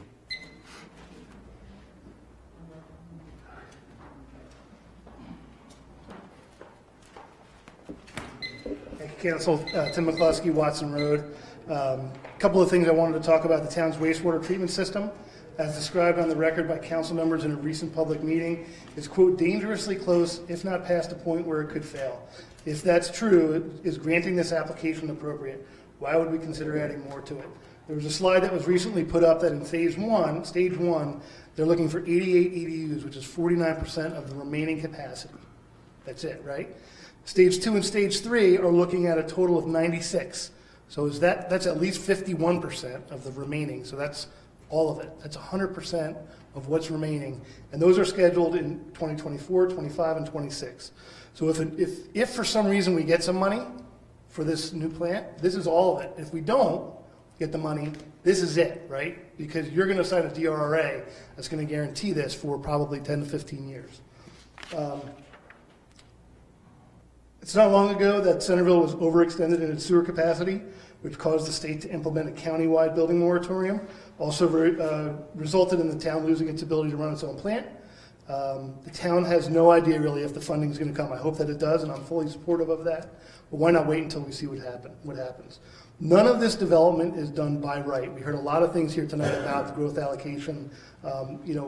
Despite the developer saying that they're within the code, you don't have to grant any of that, and you can certainly make requirements for more of that. They were talking about having the potential of a co-op coming in and doing some farming, farmer's market. We've got a farmer's market, right? Is this going to compete with that? They're already struggling, right? The size and location of the commercial buildings is totally inappropriate. The town implemented design standards to provide continuity to our neighborhoods Recently, right on Chesterfield Avenue, the town required 2 separate developers of single-family homes to reconfigure their site plans and elevations several times each to better reflect the neighborhood architectural character. Putting commercial out there like it is right now is totally out of character. I appreciate them trying to build historic tobacco-style barns, but when this is built, this is to attract people. They've already said it. If you put it in there, it's not going to attract people. This is going to attract people. There's going to be signs, there's going to be lights and windows, and a distinct commercial feel. The other concerns I have is the amount of open space. There is a lot of open space. Most of it is not active. Most of it is not able to be used. Other things that have been brought up, private sewer, golf carts, multiple HOAs, 0 lot lines. I fully believe you'll probably get the first generation in here who's happy, but second generation, third generation, 5, 10, 15 years down the road, they're going to be complaining, I want to be able to have my golf carts wherever, I want to have a hookup, and I just think it's going to be problems that we don't want to deal with. Thank you. Thank you.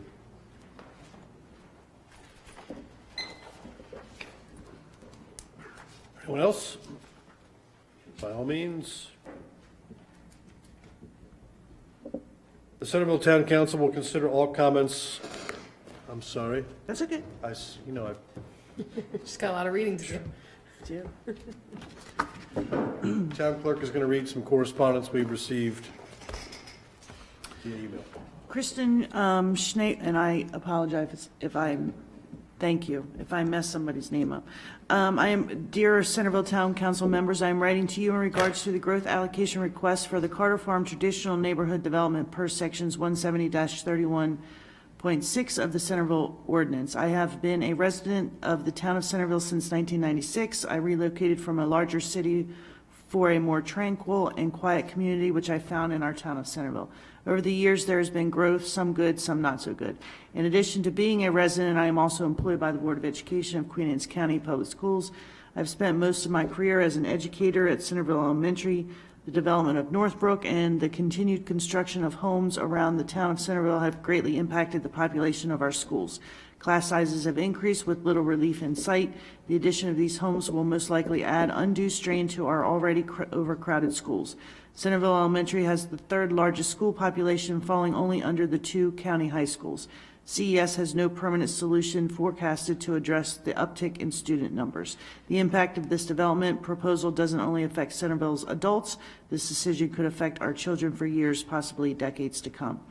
I can't even begin to imagine the impact of the traffic on our town. A traffic study performed in early 2014 for the previous Carter Farm proposal with similar residential numbers and no commercial development determined there would not be significant increases to major intersections within town limits. Since that study was completed 7 years ago, Centerville has added over 230 dwelling units with another 60-plus unbuilt residential lots the town has already committed to. The traffic impacts from the new YMCA is an unknown. If the county's request for sewer extension to White Marsh Park is successful, indicating an increase in use, peak PM traffic through the town stands to increase as well. Town locals as well as county residents north of Centerville traveling Route 213 experience daily backups throughout the week. As an educator, a parent, and a neighbor, I am witness to the ever-increasing morning and afternoon busing and drop-off pickup car traffic that has historically been a concern of residents and parents. The current Carter Farm proposal will add over 125 homes, and there have been no hard numbers showing us traffic increases on Chesterfield Avenue and its connecting streets due to the commercial part of the project. Before moving further into this process, please hear the concerns of the residents and your constituents who will be most affected, and take them forward into your deliberations regarding this development proposal. The numbers do not lie, and these numbers do not add up.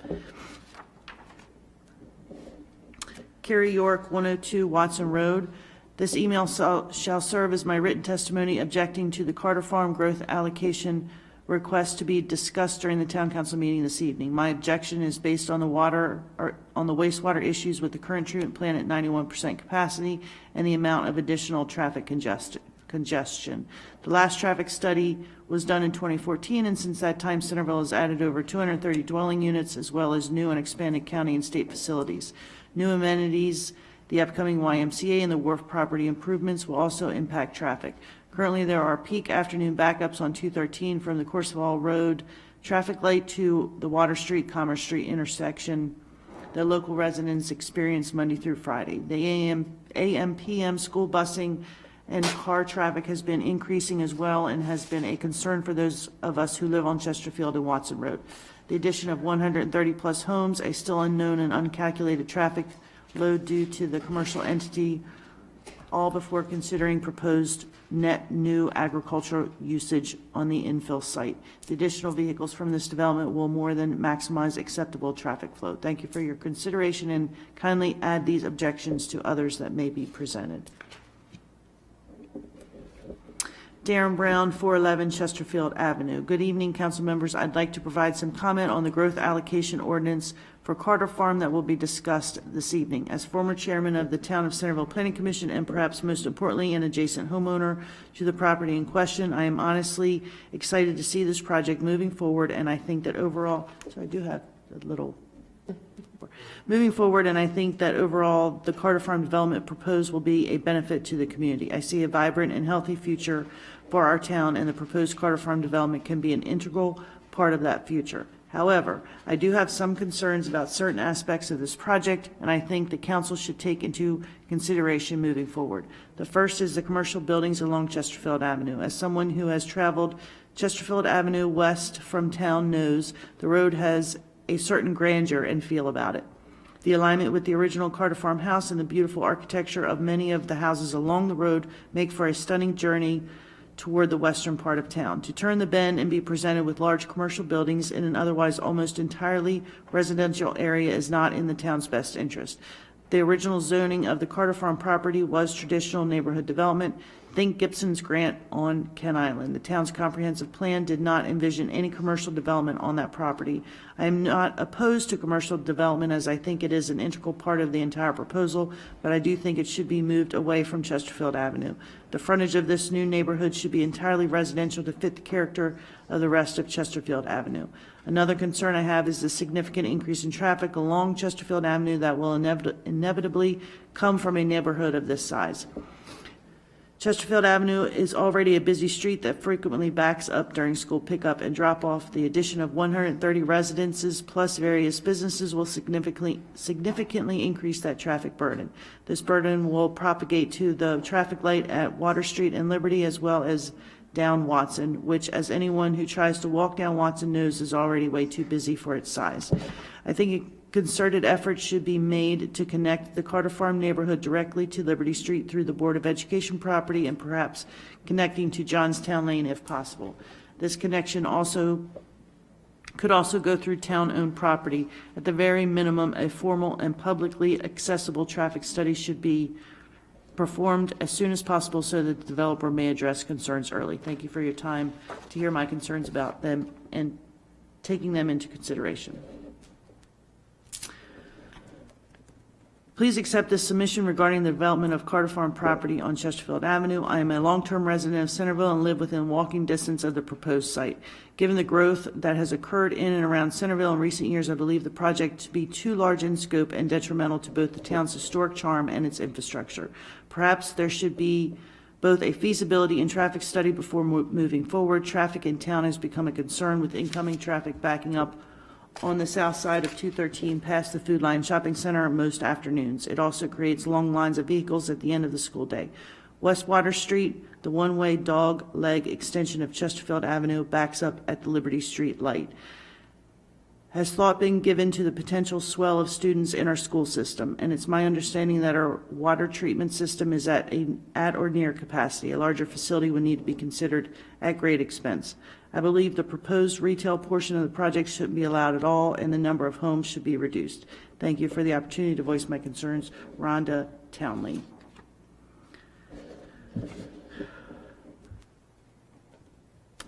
I'm trying to hang on because part of this was from last night.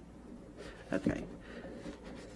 So this is from Lucy Marks on Chesterfield Avenue.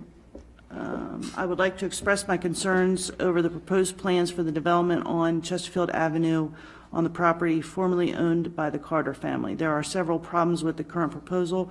First, there needs to be a second entrance and exit to the development other than Chesterfield Avenue. Perhaps a road going behind the firehouse or down by the sewer treatment plant. Chesterfield Avenue will absolutely not be able to handle the additional traffic that would come from this large-scale development. As it is now, traffic every morning and every afternoon on Chesterfield Avenue is overwhelmingly busy with cars and buses traveling to and from the county's third most populated school, Centerville Elementary School. To follow up on the traffic concerns, my next concern relates to parking for the development. If each unit is to receive 2 allocated parking spots, where will guests park when they visit? Where will guests park when someone in the development has a cookout or a party? There is no existing street parking along that stretch of Chesterfield Avenue, nor is there space to establish street parking there. I do not at all suggest removing green space from the plan to increase parking, but maybe looking at the number of units instead. An additional concern about the proposal relates to the small farm in the middle of the property. In the current plan, there is no barn included. If the actual farming is to be subcontracted out to an outside farmer, is that farmer going to be willing or able to bring every bit of equipment to the property each time it is needed? Is that even feasible? I hope further discussion about this aspect of development happens prior to approval. Another concern about the development relates to the commercial space along the front. I have seen the most updated plans and drawings, and a couple problems stand out. One, why are the proposed commercial buildings so unnecessarily and offensively tall? They would stand out and look out of place and intrusive. The design of those buildings does not blend well with any of the existing residents along Chesterfield or the existing commercial properties in town. The developer claims to have used tobacco barns as their design inspiration for that proposed commercial space. Why? That type of design is not at all cohesive with any other architectural design anywhere in Centerville, as they didn't take any of the history of our beautiful old town into consideration at all. Also, in the proposed commercial plans, they have put a pollinating garden in front of these commercial spaces. Again, why does that make sense? I believe our town has learned its lesson about providing proper outdoor space for gathering and dining. We just redid the sidewalks and roadway in the heart of town to allow for more space for customers. A pollinating garden would take the space away from customers being able to utilize and patronize those commercial units, and frankly, I see it becoming an eyesore. A patio area in front of that area makes more sense. Don't we want to increase the walkability of our town and encourage people to walk or ride bikes throughout the town? The lack of dining, sitting, and congregating space just encourages people to drive even more. If we as a town and its existing citizens are to approach such a giant development, it needs to fit into our already wonderful and charming town atmosphere. This is the time to determine those expectations. If approved, this development will use up almost all of the available water and sewage allocations, leaving barely anything left for any other future house or building within town limits under our current water sewage treatment plant. I seriously hope the developer is required to pay the absolute maximum price per unit to tap into the town's already stretched water and sewer. In addition, I hope an impact study is conducted as to how this increase in population will affect our already at capacity town schools.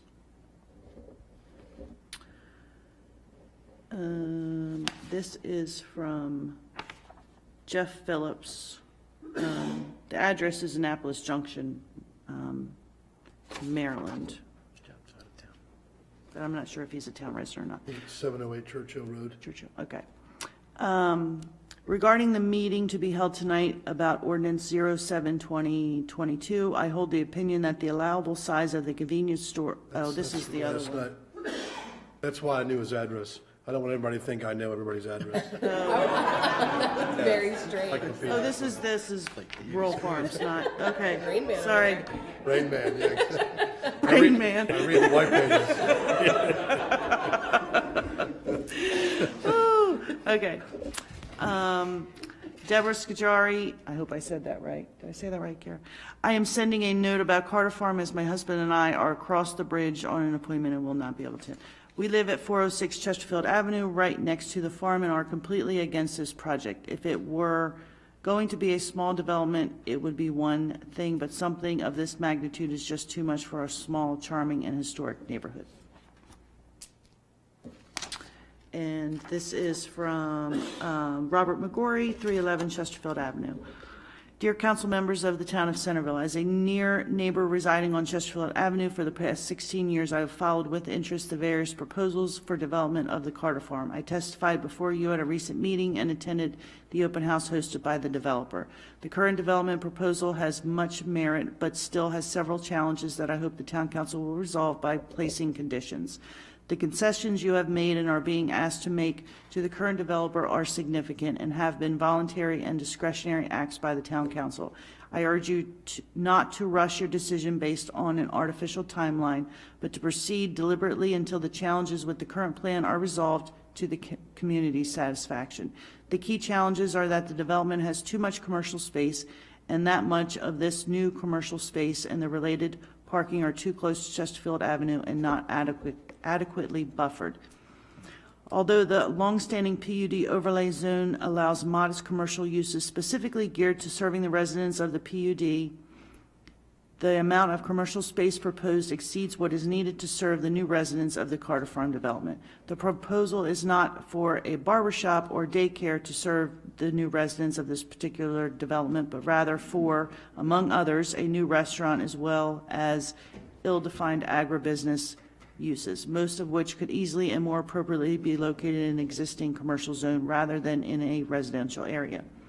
The town council's choice to create a new commercial hub in a quiet residential neighborhood is not only out of character with the neighborhood, but is clearly detrimental to the existing business corridors in town. Route 213, including Commerce and Liberty Streets, Water Street, Railroad, and Pennsylvania Avenues, the Centerville Business Park, and the two existing shopping centers all have vacant commercial structures as well as undeveloped pad sites.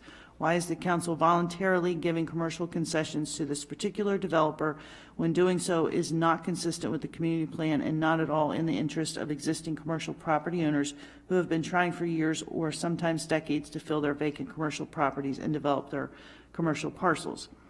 I hope that after taking into consideration the testimony from your existing long-standing residents and commercial property owners, you will place conditions on the development proposal by these new owners. Any grant of growth allocation should include the following conditions: significantly reduce the total square footage allowable.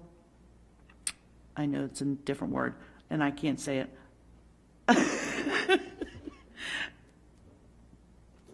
I can in my head say it, but I can't.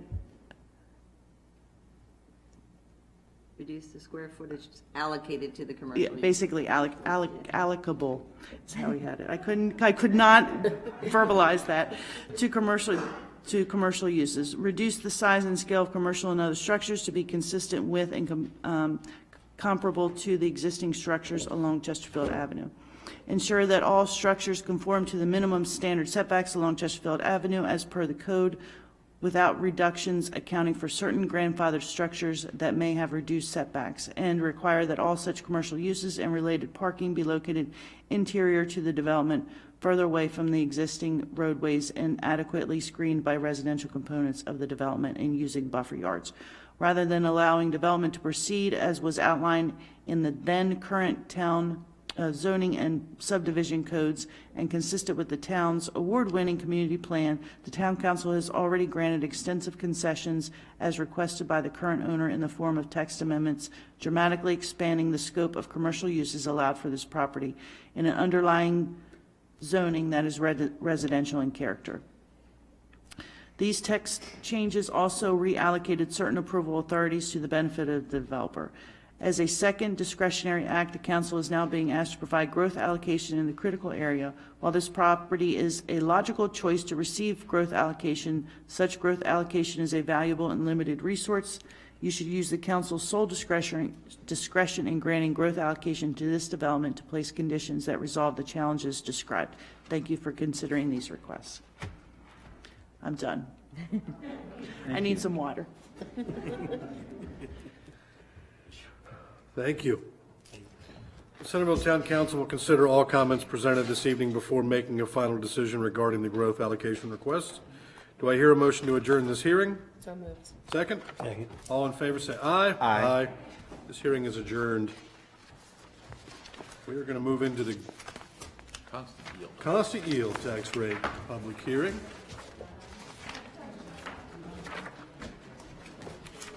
I just want to say I'm excited that you all are here, and I hope you come back Yes. frequently. Yes, agreed. Where's your constant yield one? Oh, I don't know. Here. Let's cross this out. First of all, I have those wrong, but we already did it. Yeah. Hola.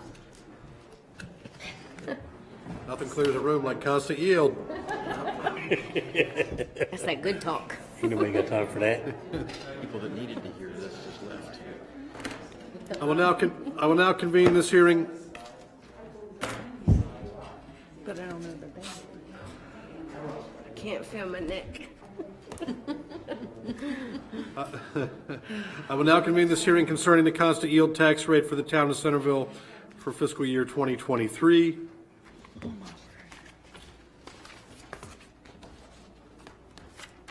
Finance Director, I'm sorry, I'm trying to. That's all right. Please provide comments regarding the constant yield tax rate. So I kind of wanted to just give you guys some information on what the constant yield is, so you know what the decision you are making in the budget process. The state of Maryland kind of put this together to help protect the property owners to be able to at least have a say when the constant yield in each town would rise, or the tax rate would rise above the constant yield. So what it does is it requires the towns that are going to go above the constant yield rate, which on the form, I think you guys have these front and back, but Yep. it's the bottom line on the form. So this current tax year's constant yield rate is 0.5176. What that rate says is, in order to have the same revenue this year as we did the previous year, this is what your tax rate would be based on the new assessments for the fiscal year 23, which are done by the SDAT office. So because our tax rate, even though we are not increasing it, would have an increase in the revenue based on being above the constant yield, we have done our due diligence with the state of Maryland. We have done the hearing, or the advertising and the hearing, and we're doing the hearings now just so that you can hear any comments you get from outside. So the difference in revenue is approximately $140,000 from one fiscal year to the next for all residents. The only ones that might see changes are the ones that had their assessments. The state does them every 3 years. They're kind of like a staggered approach. And on a $400,000 to $500,000 house, the increase that they may see in their tax bill would be $50 to $60 annually, to give you an idea. So what we use to come up with the tax revenue for the fiscal year is line 6, the 629, 745, 479. This is the estimated assessable base from SDAT. We divide it by 100, which is per $100 of assessed value, and then times it by the tax rate of 53.5 cents. So that's what gives you the revenue estimation for FY23. Anything from this? Any questions? I will call on Carolyn Brinkley to present evidence of the published notice of this hearing. Certificate of publication, State of Maryland, County of Queen Anne. This is to certify that the annex legal advertisement has been published in the April 29th, 22 Record Observer. We'll first hear from all those in favor of the proposed constant yield tax rate, and then hear from those opposed. Please keep all comments to 3 minutes. You are welcome to provide written testimony to the town council. We will now hear from all those in favor of the proposed constant yield tax rate. We will now hear from all those opposing the proposed constant yield tax rate. Joe Brown, 122 Concerto Avenue, Centerville. So my comment is, last year, the council chose to put the tax rate higher than the constant yield. And I remember one of the members said it's only a cup of coffee. He's not even here anymore. He left for Pennsylvania. Okay. This year, now you're coming back a second year, so it's starting to get to be a habit to not live with the constant yield rate. And I think in light of the economy, the inflation, and everything that's going on, everybody goes to the grocery store and the gas station. I think it's not the right time to be talking about raising taxes anymore than the rate you had last year. Thank you. Thank you. Thank you, Joe. Any further opposition to the constant yield tax rate? The Centerville Town Council will consider all comments presented this evening before making a final decision. Do I hear a motion to adjourn this hearing? So moved. Second? Second. All those in favor say aye. Aye. This hearing is adjourned.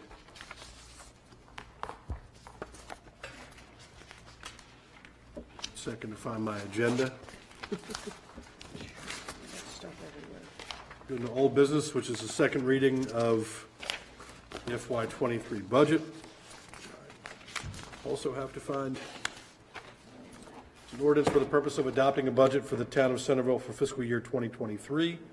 We can pass this tonight unless council wants to further deliberate issues related to constant yield taxes or any other thing. I'm ready. This would be the time to make a motion if one was so inclined. You know, it's been a long night. I make a motion to approve Ordinance 08-2022 FY 2023 budget. Second. Motion made and seconded. Any discussion? I guess I have a question about the constant yield tax rate.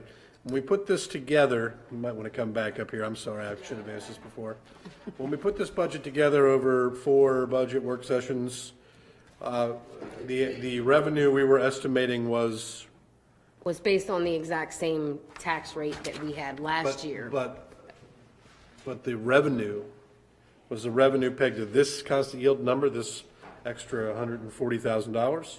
It was, yeah, so what it is, the extra revenue is based on not using the rate of 0.5176, which would pretty much be a flat board of no more revenues. And for, you know, a lot of folks that asked, there were many years we were exempt or we were under the constant yield because of the many years that the tax rates were never touched, so. For the revenue assumptions of the budget before the town include this constant yield, this higher number? It includes our 535 rate. Okay. So the 5176 is. With these appraisals? Yes. Okay. Yes, correct. Now I'm more lost than I thought I was. We're So they're based on the assessments from the SDAT, which, you know, SDAT is saying the 629,740. So they're based on that assessment number. You divide it by 100 to get the $100 per assessed value, and then you multiply that by the tax rate. So if you multiply it by the 5176 or the 535, that would give you the difference in what somebody may see in the tax bill, depending on their. Right. But the budget as written jives with the constant yield tax rate, or does not? It does not. So if we applied the constant yield, this budget would be in the red. Correct, and so that's why we did the public hearing. Whenever we go above the constant yield, they require. Doing it today? Yes. I see. Yep, and that was the ad. We sent the ad to the state for approval first. They approved the ad and then we ran it. So once the hearing is done, we just send the certification of the ad in the public hearing, and we'll be in compliance with the constant yield. What was our rate last year? The constant yield, I can't 0.4. I can't remember what the I constant can yield get you, it rate was Our tax rate was the same, but the Yeah. constant yield rate, I think, was 4. Yeah, it was like 0.49. So we went like four over last time. Yeah. You know, I want to say we have a motion made and seconded on the table, but, you know, I think we do need it. We owe it to the town residents to get this information in their hands. I think Mr. Brown makes an excellent point that all of our budget documents, all of our planning documents should be made publicly available on the website in a clearly delineated way. Every budget memo, I mean, I know it's a lot of work to get those things updated every week and all that, but, you know, I think we have to do better in that way. And we can't expect everybody to attend, you know, budget workshops. Right. To know what's going on and come by town hall to get a copy of the budget. So I would just encourage us to do that in the future, is to make sure that stuff is up on the web. The plan was to strike the budget on the meeting of the 2nd anyway, so I think that gives us that opportunity to do that. So I can withdraw my motion and we can table it till then? All right, Get everything up on the website first? Is that agreeable? Okay, so everything will be on the website.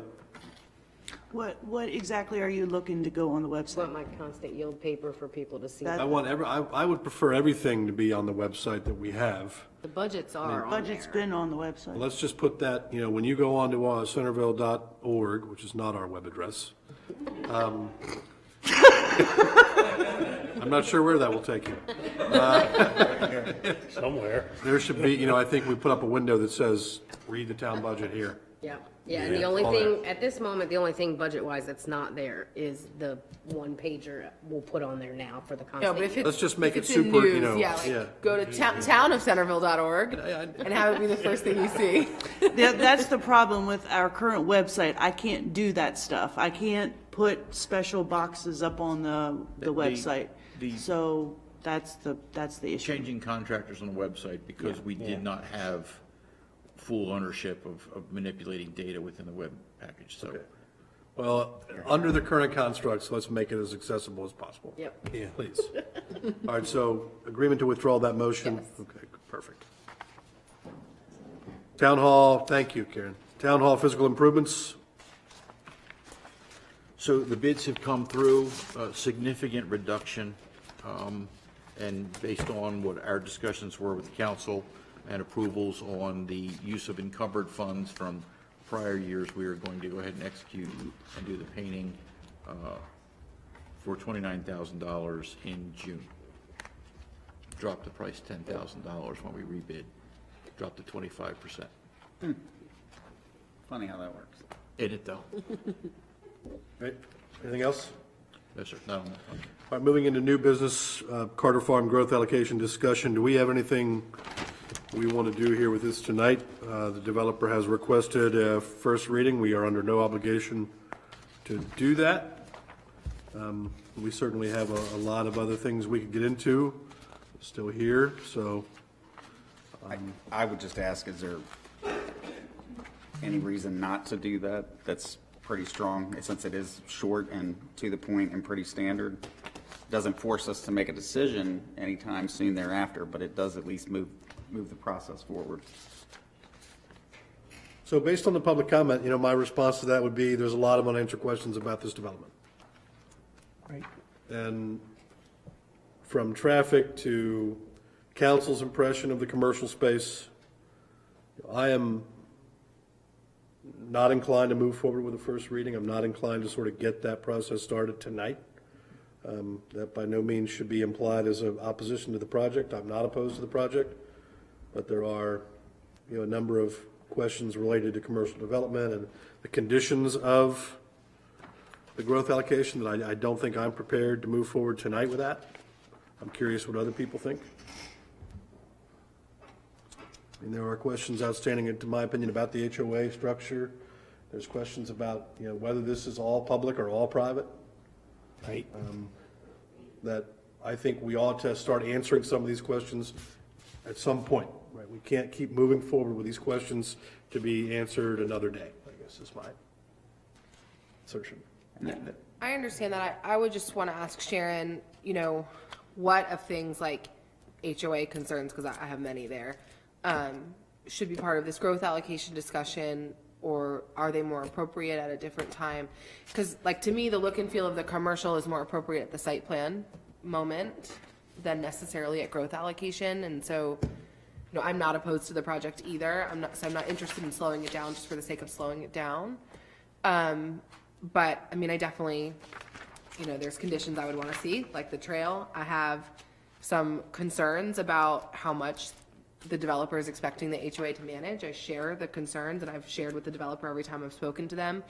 I share the concerns of several residents about who the heck is the second generation buyer here, because I do think you get that first really excited buyer that wants in on this neighborhood, and then I think they struggle with resale on these homes, and so I do have concerns there. But I want to make sure that we're doing things at the appropriate moment.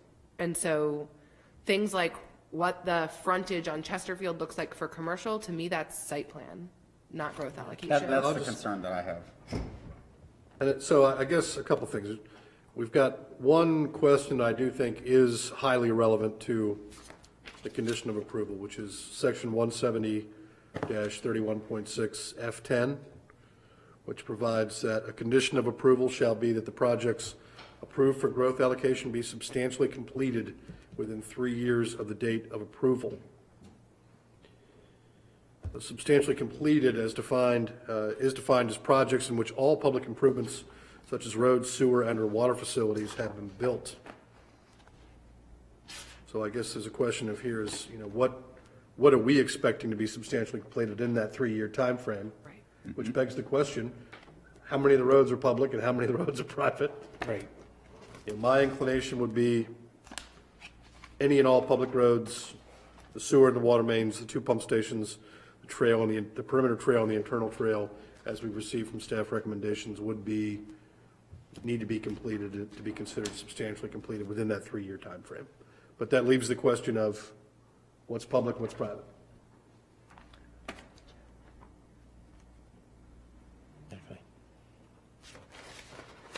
I personally have, I think, a developing preference for a private community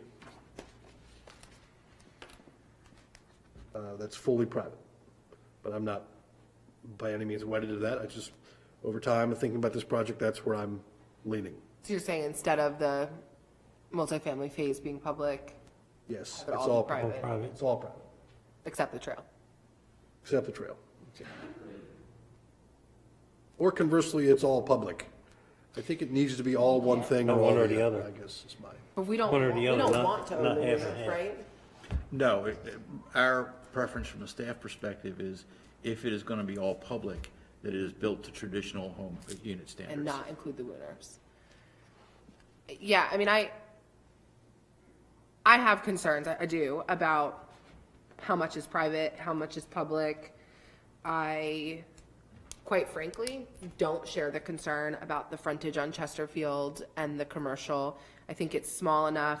I think it is consistent with a small town feel. I think the elevations as they exist currently do jive with what I see coming through town. But I am concerned that an HOA today, with the excited residents today, will manage everything. Be the same. And 10 years from now, nah, and it's gonna look like crap back there. Right. So, yeah, I mean, I share that concern with saying it's either gotta be all them or all us, but I understand that that totally changes the development. Yeah. For the developer and its investors. My concern is, we've talked a lot about what we expect the HOA to manage. We've been talking about that for a long time. Because of the trail potentially, hopefully being conveyed to the town, those costs have come down somewhat. The town is now going to bear those costs if approved.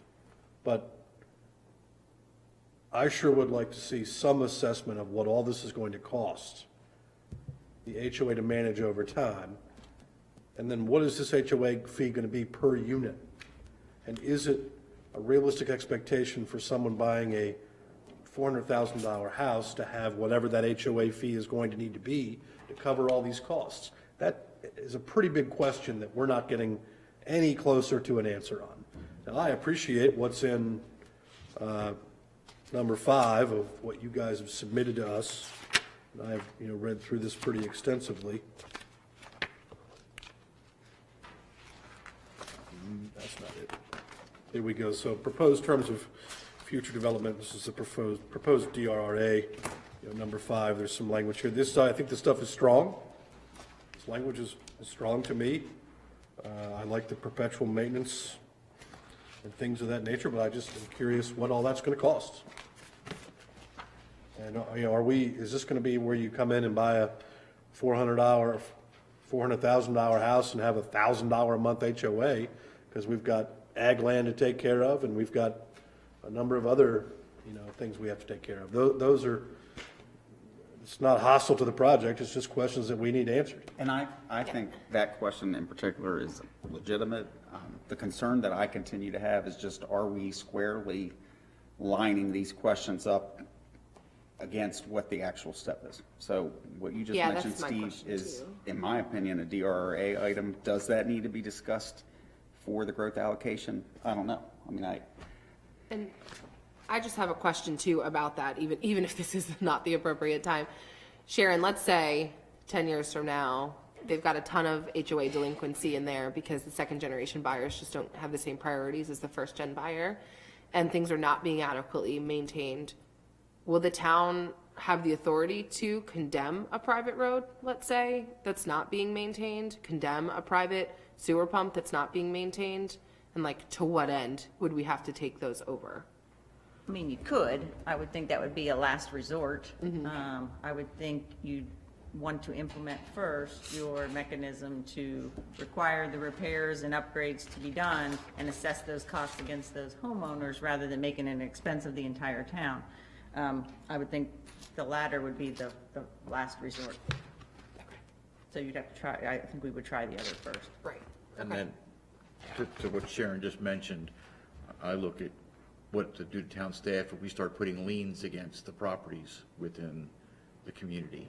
Yeah. And the level of effort, if something goes wrong. And I think there is some confusion about, various other bites of many other apples, and the fact that, this is not by right, we don't have to do this at all. So, while not everything is strictly relevant, I do think that, No, I totally get that. My thinking is just in terms of wanting to make sure the public's involved in commenting.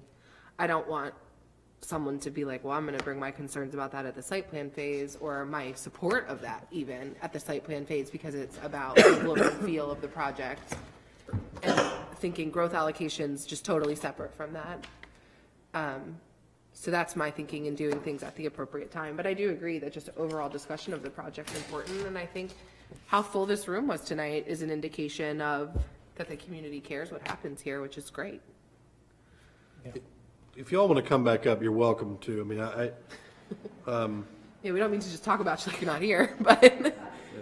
So I would like to address one. There are a number of questions about the HOA fees, and I want to highlight, I know you've received lots of information over months about the project, but you do have a memo dated April 5th, which had the proposed DRRA terms, and that actually has the HOA budget. Now, that assumes that the public street component, as we've proposed, it does not include the cost associated with 100% private streets, but you've got actually, sources and uses of funds in that memo, and it projects cost for the HOA dues of $780 annually per home. How much? How is that sustainable? $380 annually per home? $780 is the annual projected cost. And that was supposed to also include your Phragmites eradication.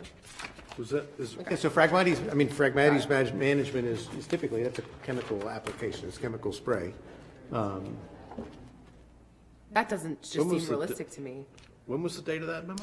April 5th. April 5th, I met individually with council members, and I transmitted that, went point by point about the DRRA terms. And in item 2, we projected the various costs of the responsibilities. There's other items in the HOA fee, depending on if there's a common house or not, those kind of things, that's outside. But these were for the items surrounding maintenance of the streets, the snow removal, maintenance of the pumping stations, those kinds of things based on EPA data. So that was provided previously. Do we have that electronically? Pardon me? Do we have that electronically? Yeah, it was. Okay. I just found it in my email. Okay. So what's $100,000 in revenue? Is that roughly what you're thinking? $110,000 per year? No, it was, well, you mean, this was for the entire development? Yeah. It's in that range. Somewhere around there, yeah. Okay. Yeah.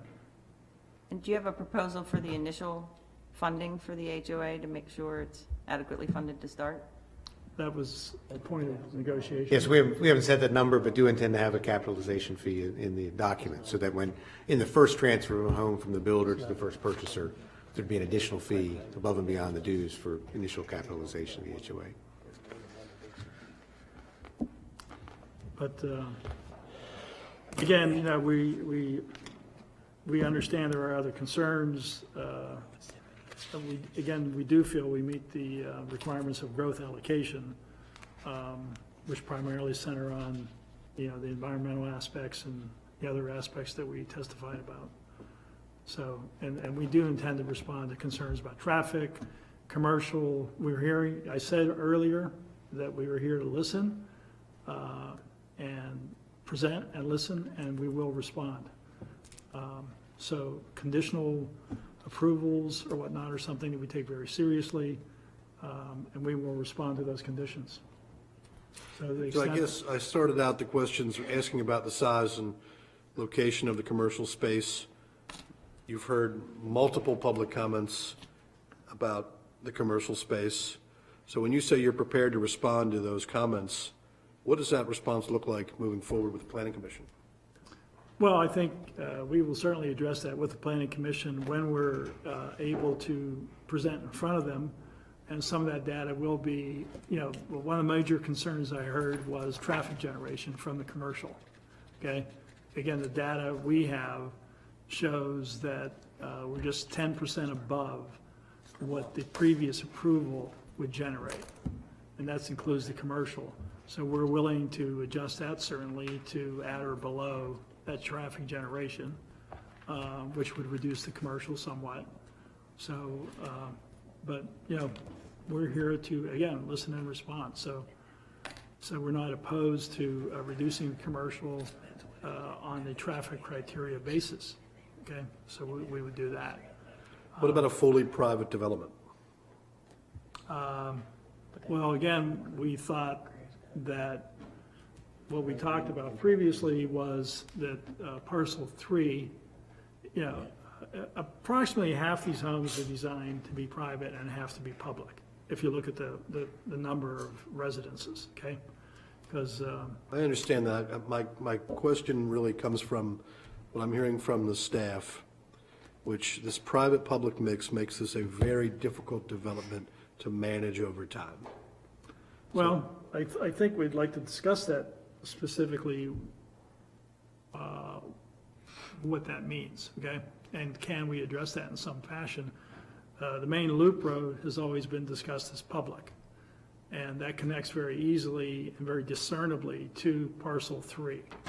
So in terms of, and we did negotiate with the town staff to do a turnaround at the end of the road to accommodate the snow removal and whatnot, and the trash trucks and whatnot. So we did hear those concerns, and we did respond to them.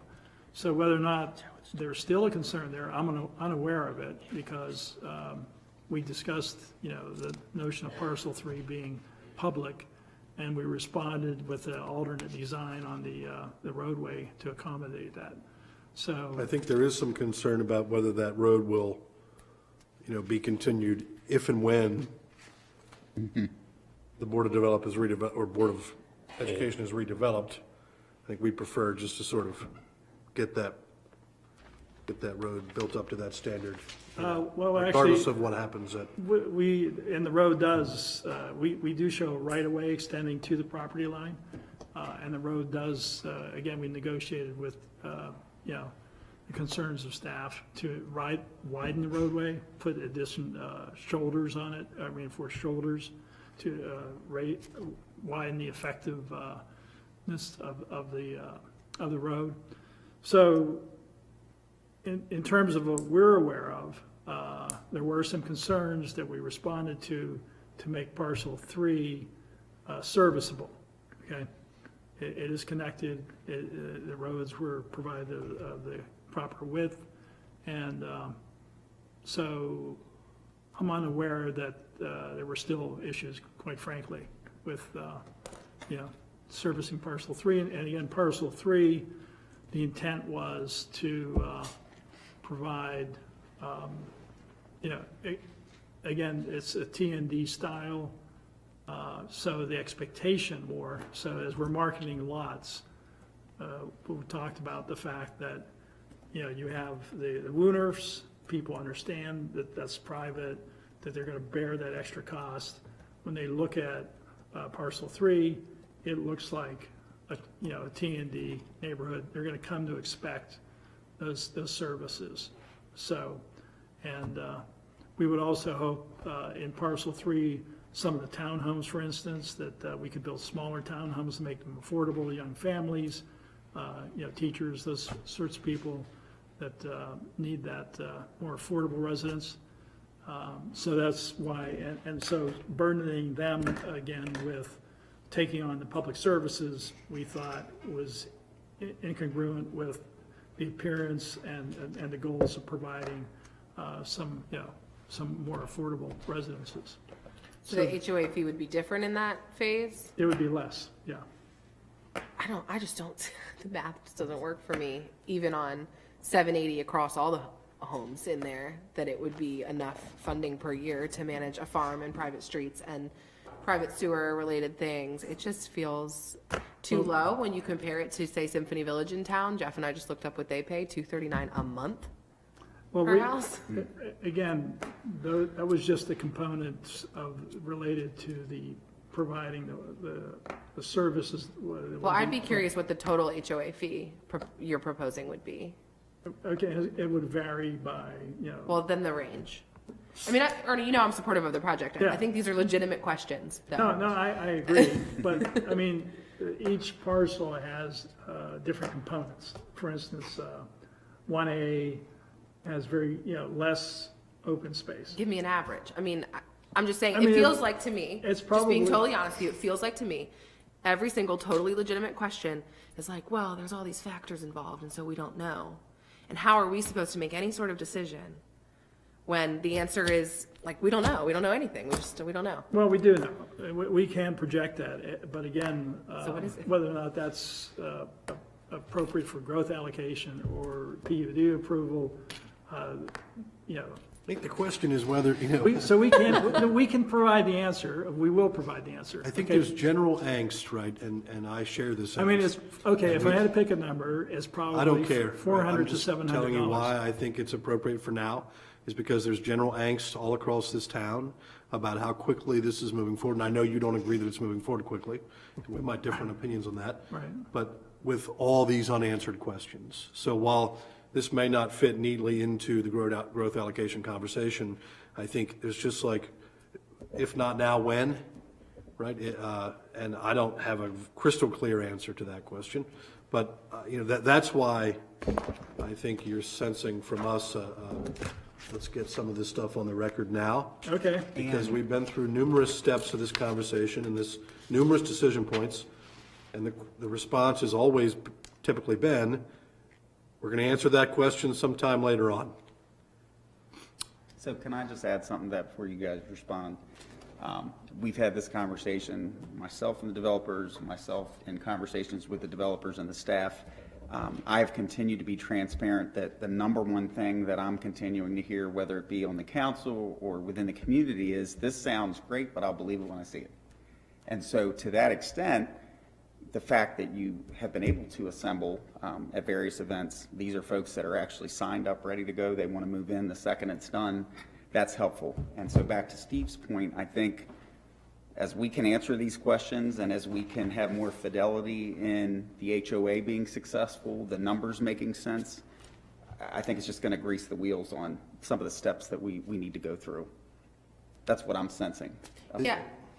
For me, I just, I've said this, I'm going to keep saying it. I am concerned about the second generation buyer. I'm also concerned about future phases of the project. I mean, I think the project sounds really cool.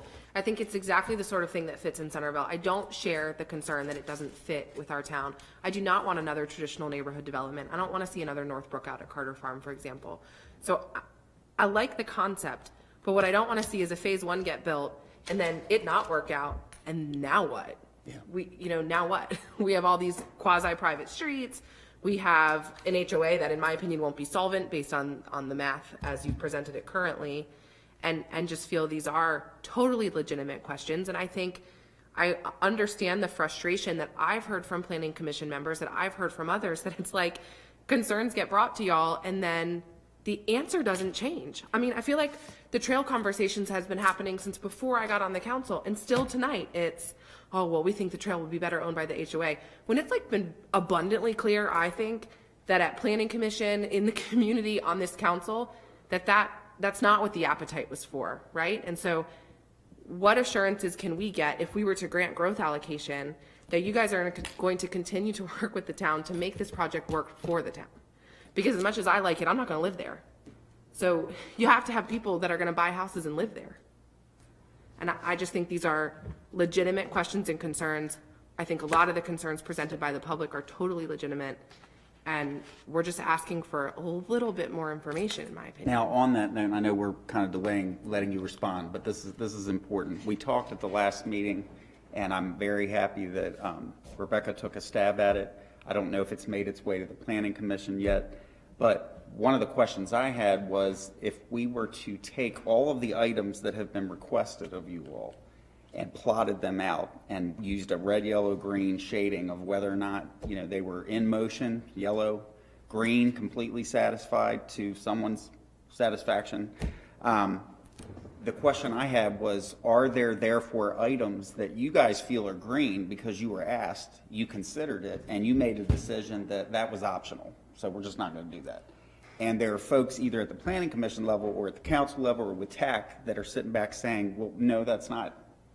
Like, that's where I'm feeling like there's some discrepancy, is the areas in which you guys have looked at it as, okay, we took your feedback under consideration.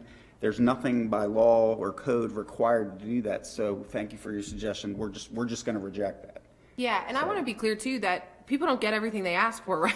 Right? I mean, that's not how business works either. So I'm not saying that just because the Planning Commission says we think something's a great idea, or just because public comment says something, you have to do it. But just certainly think it would be helpful to those of us up here for more questions to get answered with a little bit greater clarity.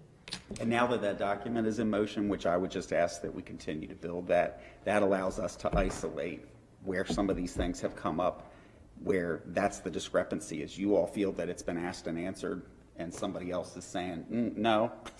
So anyway, we need to let you have a chance to respond. Out of interest we want to give you all a chance to respond. We have been here for a very long time tonight. So, you know, maybe we'll seek to wrap this up in a few minutes, but take your time to respond. I think, first of all, we absolutely respect your questions. I think the challenge for us is there hasn't been a forum to really have that dialogue and hear all of those questions. When we were in front of Planning Commission for the growth allocation, a lot of the questions were about the PUD that they hadn't even reviewed yet. And so we still took a stab voluntarily to try to at least proactively put that forward. I feel like, as we all know, this process is extremely complicated. And so things keep happening out of order in different places, and where do we do that? For instance, the DRA was in front of council at the end of September last year. We have yet to get a formal response of, this is what you have, what we've given, now tell us back what on there needs to be discussed. We've never received that formal response back.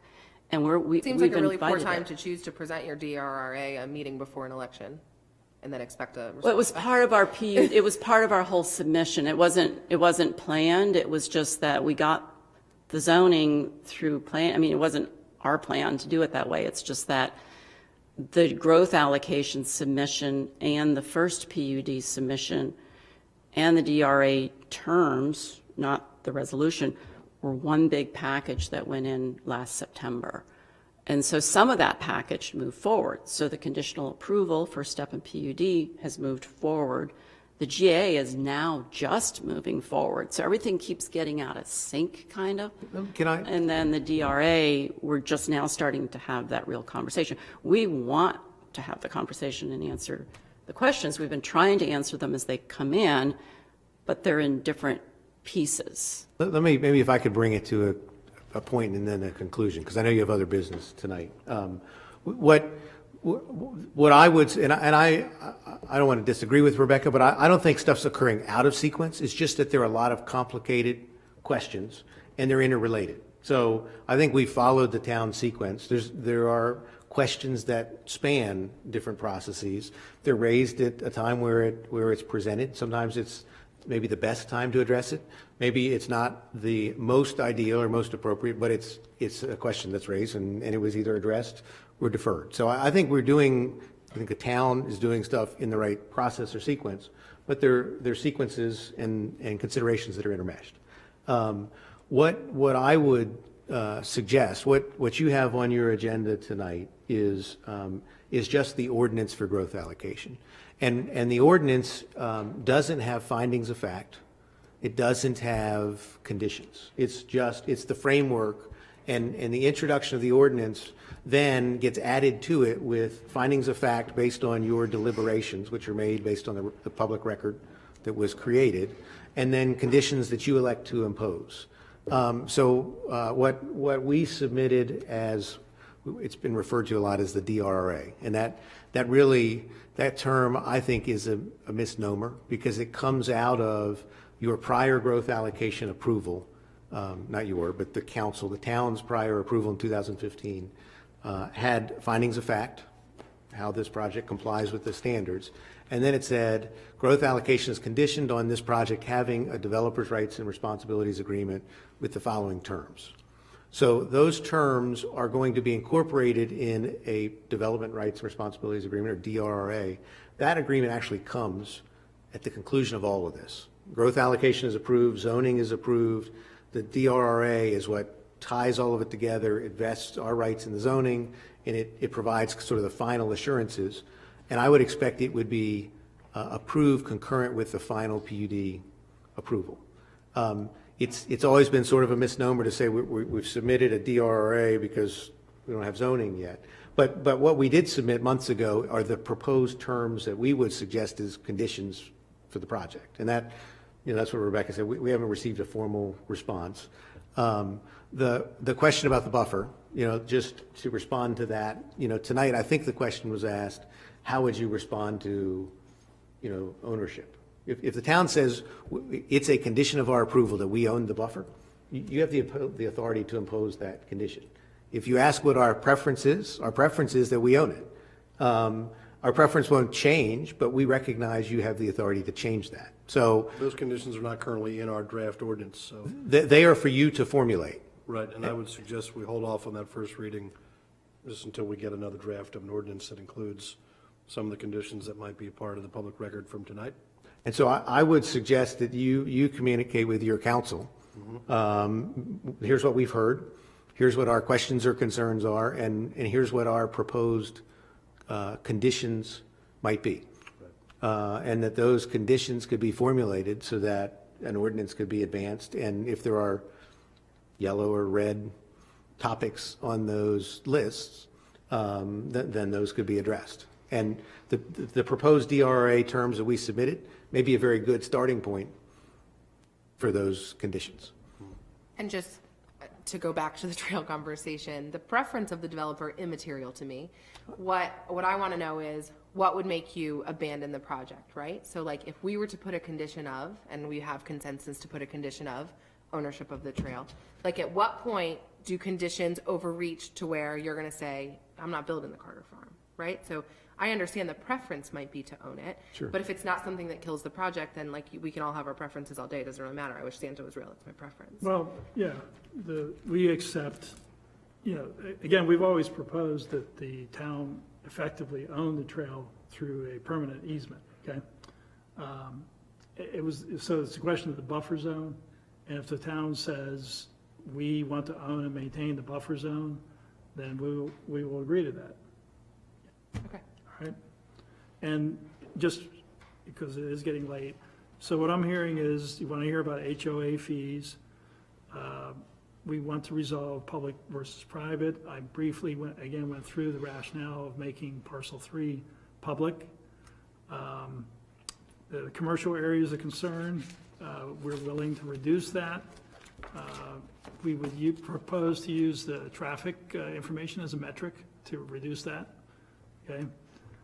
New traffic information or old traffic information? The new projected traffic information based on our plan, okay?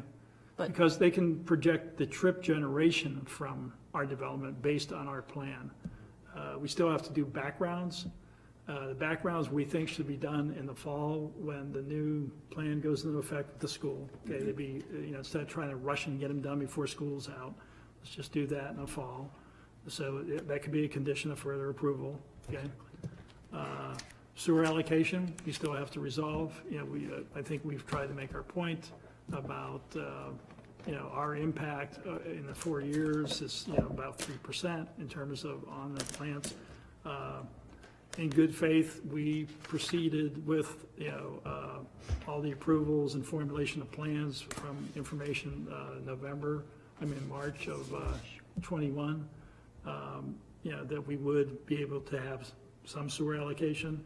And again, the buffer, you know, you pretty much gave us your consensus there, so we'll abide by that.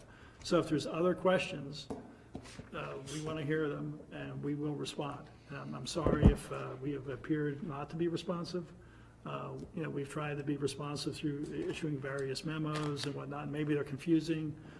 We have been meeting with the town manager on a regular basis. I think it has been very helpful in communications. We have a Dropbox that we set up with appropriate materials. So we are trying. And again, I apologize for appearing not to have been. No need to apologize. I appreciate you wanting to do business in town, and appreciate your patience in this process and tonight. So what's the next step? Next step is we're going to work with our council on these conditions. Okay. And then I would just appeal to this body, if the appropriate step is that we need to engage a work session to spend a sufficient amount of time to actually work through some of these issues, that if that's what it takes, then, you know, let's do that. There's a lot to review, and I know we're not going to be able to review all of it in a work session, but if we go into it knowing that we're going to spend, you know, a half hour of our time on this, or an hour, whatever it is, I just don't want to. I think there's a lot of important things that have been put on the table tonight that have already been put on the table. I'd like to see us not rush through. Sharon, what would you advise as the next step here? Well, certainly if there's consensus for things that you all feel comfortable with giving to me so that I can work on the findings of fact and conditions. But I suspect it sounds like you're going to need to receive some more information on some of these topics and then have some additional dialogue on that, whether that happens at the next meeting or a workshop before it, or I don't know how soon they can get all the information together. So we'll work on what we need from you all, and then I agree, sort of schedule that work session. So I just want to be really clear that we won't try, because we don't want to give you stuff piecemeal. We won't try to respond until we get that list of what you have as your conditions back to us, because we've been trying to respond, almost reacting every time we come to a meeting, but Well, I don't think it'll be our conditions. It'll be the information we need to come up with our conditions. Yep. Okay, and so we'll get that before we try to respond. We're back on hold again until we get that. We would like to be back here again on June 2nd, if it's at all possible, to keep working through this, not to rush it, but to at least know that we're keep moving forward in some We will manner. expedite our request to you. Okay. In a work session context would be fantastic. I mean, having the ability to have an exchange without delaying the rest of your business, I think would be constructive. Thank you. Thank you very much. Thank you all. Have a good night. We're going to move on to reed bed clean out and disposal bid. Bring it on, Kip. The moment you've been waiting for.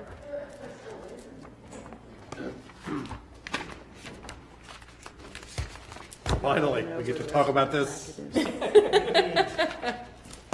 mine. I saw this on the agenda. Let's get this done before tomorrow. Good evening. Try and make this brief for you. A request for bids was put out to advertise. We received one bid. Reason we received one bid, companies that take care of this that are fully certified have the fully certified equipment are few and far between. In the past, there was two companies. This particular company bought out the other companies. Here you have what we came up with from this bid opening. Base bid for this next budget year, FY23, $146 a ton. That's not very far off of, I believe it was $138 a ton on the previous contract. There's options for 1, 2, 3, and 4 years out past that, and as you can see, it does increase to $150.38 dollars a ton in those out years. This is an annual thing that has to be done. It's part of the maintenance and operation of the wastewater treatment plant. We have 3 drying beds. We need to clean 1 out per year to keep up with it. As it says here, there's approximately 800 plus or minus tons that's hauled out each year. That all depends on the weather. They're open drying beds, they're subject to the rain, everything. So the drier we make it, the less tonnage, the less it costs us. They're always cleaned out somewhere between June and September of the year. That's when it fits the company's schedule best, and it also fits our schedule best.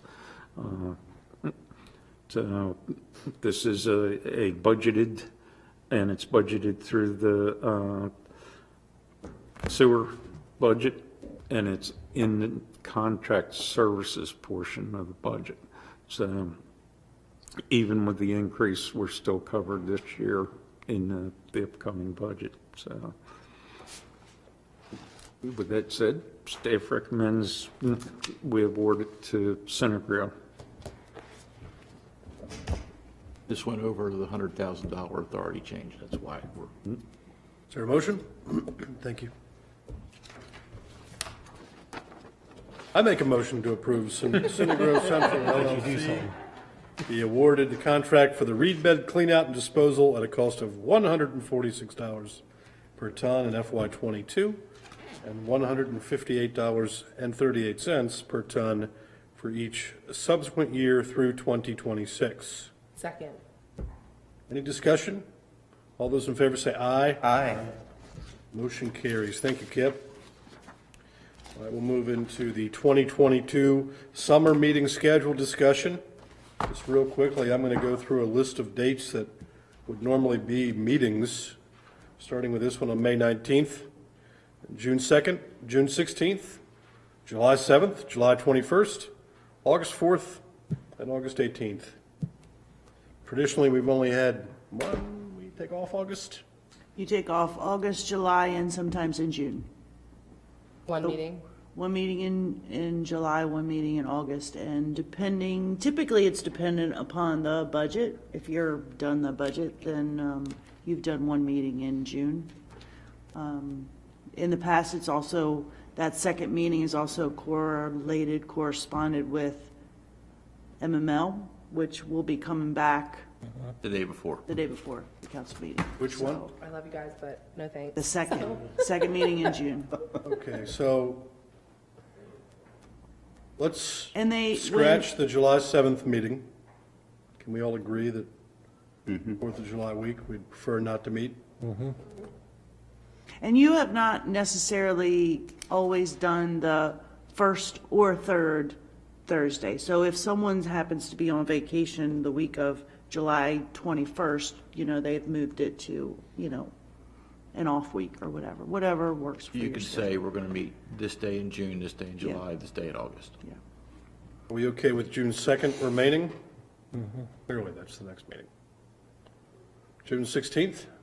I think we should scratch that one because of MML. Okay.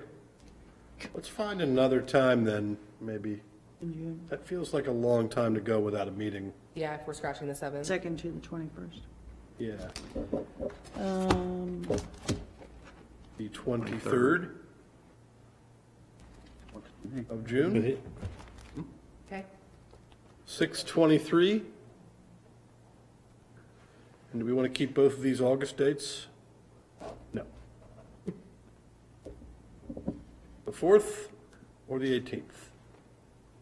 Given that we have a meeting on the 21st, it might make sense to drop the 4th and meet the 18th. Are we talking August or July? August now. What was July? The 21st? Okay. Drop the 4th? Okay. Yeah, good. So we would meet June 2nd, June 23rd, July 21st, and August 18th. You bet. Correspondence. Nothing. Done reading? I'm done reading. Not reading anymore. Reports of boards and commissions, Maryland Municipal League, I have nothing. Economic Development.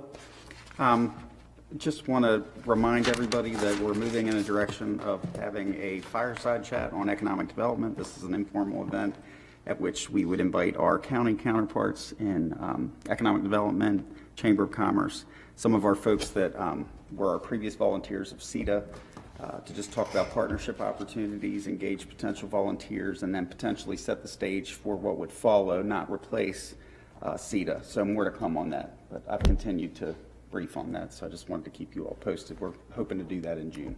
I think that's a great idea, and just love the idea of additional coordination with county economic development. So appreciate you working on that, Eric. Thank you. Park Advisory Board, Councilperson Kaiser's not here. We'll move on to the Vice Chairman of the Council of Governments. Was that in the Record Observer? I don't think so, was it? I told him earlier I got nominated. Yes. Said he drove a fire engine around. Just yes. Yeah, the signs, Can't there were really talk people about with much. We signs elected and everything. officers, and Charlie's still the president, and I'm the vice president now. Right. And that's it. That's it. So we had good food too. Good report. Planning Commission, did it run this late? Planning Commission met last night, had a very good meeting, very well-attended meeting, where they discussed, among other things, the text amendment to expand the size of convenience stores. And they reported an unfavorable recommendation on the text amendment to the council, which I assume will receive formally at some point in the not-too-distant future in writing. An unfavorable recommendation on the text amendment. 3-2 vote. 3-2 vote. We also have numerous vacancies on the Planning Commission. So, folks, we need to start thinking about filling those vacancies with qualified folks. So if you're interested and you're out there, by all means, reach out to any one of your council members or town staff. We can get you an application. I think you have two Alternate. Are we full? alternates. Okay. Yeah, just your alternates are. Alternates, which often play the role of regular Exactly. Planning Commission meeting. Reports of department heads, town manager. I will try to be brief. Without diving into a lot of detail, I'm going to be brief. I'm expecting a phone call from Phil Hager, the Deputy Secretary at DNR, tomorrow for an update on that situation. Recruiting, it's become a challenge, as you guys see it across the board, everything. So we're looking at potential, for the town's council's consideration, enticements for certified and licensed positions that we need in both DPW and CPD. We will have funds because we are under the curve, because we haven't kept positions full all year, that there are salary monies that we could use as an enticement. Now, a lot of, I've seen everything from Hagerstown recruiting police officers with a $20,000 signing bonus to more in the 3 to 5K range in some of the areas closer to here, but not a lot on the shore. But one of the other things we want to offer, we think, would be a little more creative, rather than trying to throw money at the situation, is to say, if you come here, we're willing to put maybe a week, maybe 2 weeks of vacation on the books the day you hire on, so you don't start off with, and you can't take any time off for a while because you've got to build up your leave.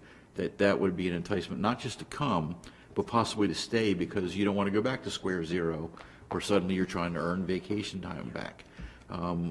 And that would be codified when we did that, would be that if you don't use this, it's not eligible for buyout if you were to depart, you know, after a year, that you just can't save that, and then we pay you for that. That would be part of that thing. But it's a way that we're not trying to dig into the budget deeper, but to say, hey, this is something we think is worth enticing. We're also looking at, having talked to Chief Sabori, putting someone through the academy, because some of the applicants he's got, when he runs through the checks, they're just not panning out. He said the initial tranche that we got just from a day's advertisement, it was pretty impressive a number that came through. So a different way to approach it, somebody that we would be homegrown for Centerville as far as developing them in our own police force, and we think that would be a positive impact on our existing staff, that this is somebody, look, you're charged with teaching them how to do it, how we do it here in Centerville. So more to follow as that evolves. The grant writer, we got 83 applications. We have pared that down from the amusing to the very serious contender, and we think we've got a tranche of about a dozen worth interviewing. Some have grant writing experience, years of it, and some had some impressive hauls that they've made from writing grants. So we're encouraged by that.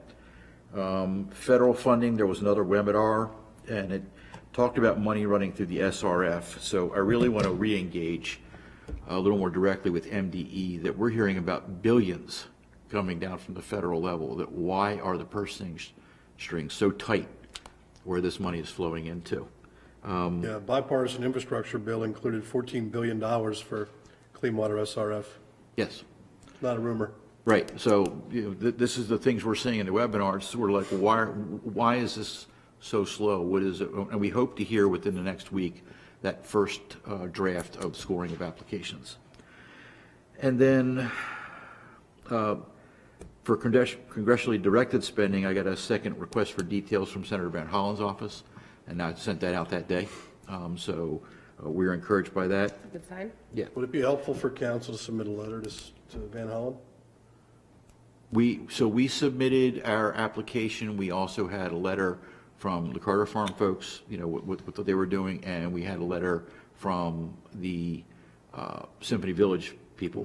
But I still think if you wanted us to edit the one that you sent to the delegation back in the January, we could do that, resubmit it to you all to look at, and if you want to tweak it, we can do that. I don't think it can hurt. Sure. Okay. And then lastly, next week there's going to be a hearing with the county. They want to put a bathroom at Bloomfield White Marsh, whatever they're going to put the dog park where the ball fields and all are.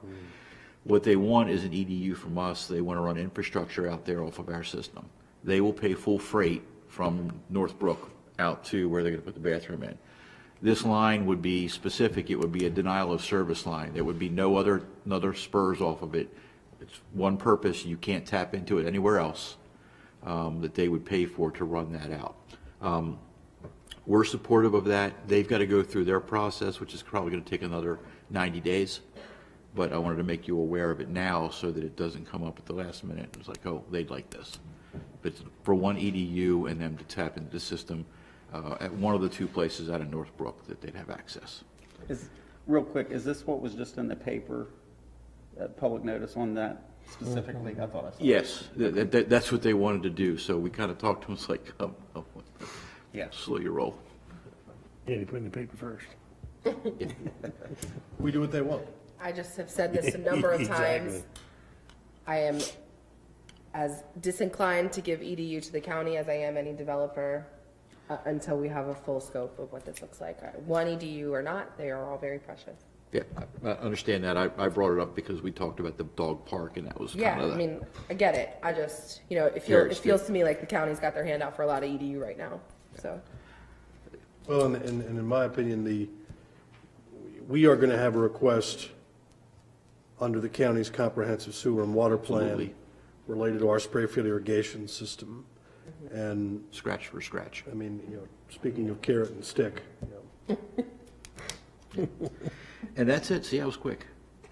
Thank you, Chip. Different definitions of quick. Chief of Police is not here. He is not. He had another obligation tonight. We talked about the recruiting. We do expect the partitions for the vehicles to be in shortly, so everything's been moving forward. So. Town attorney? I have nothing. That's Show quick. off. That is quick. Finance officer. Show off. It's quick to us. Nope, she ain't gonna be quick. I just have one thing. I wanted to let you guys know, the ICS rate that we discussed last month at 0.33 has been raised to 0.5%, so our variable rate now has us at 0.83. And hoping to continue to rise, but I'll keep you posted.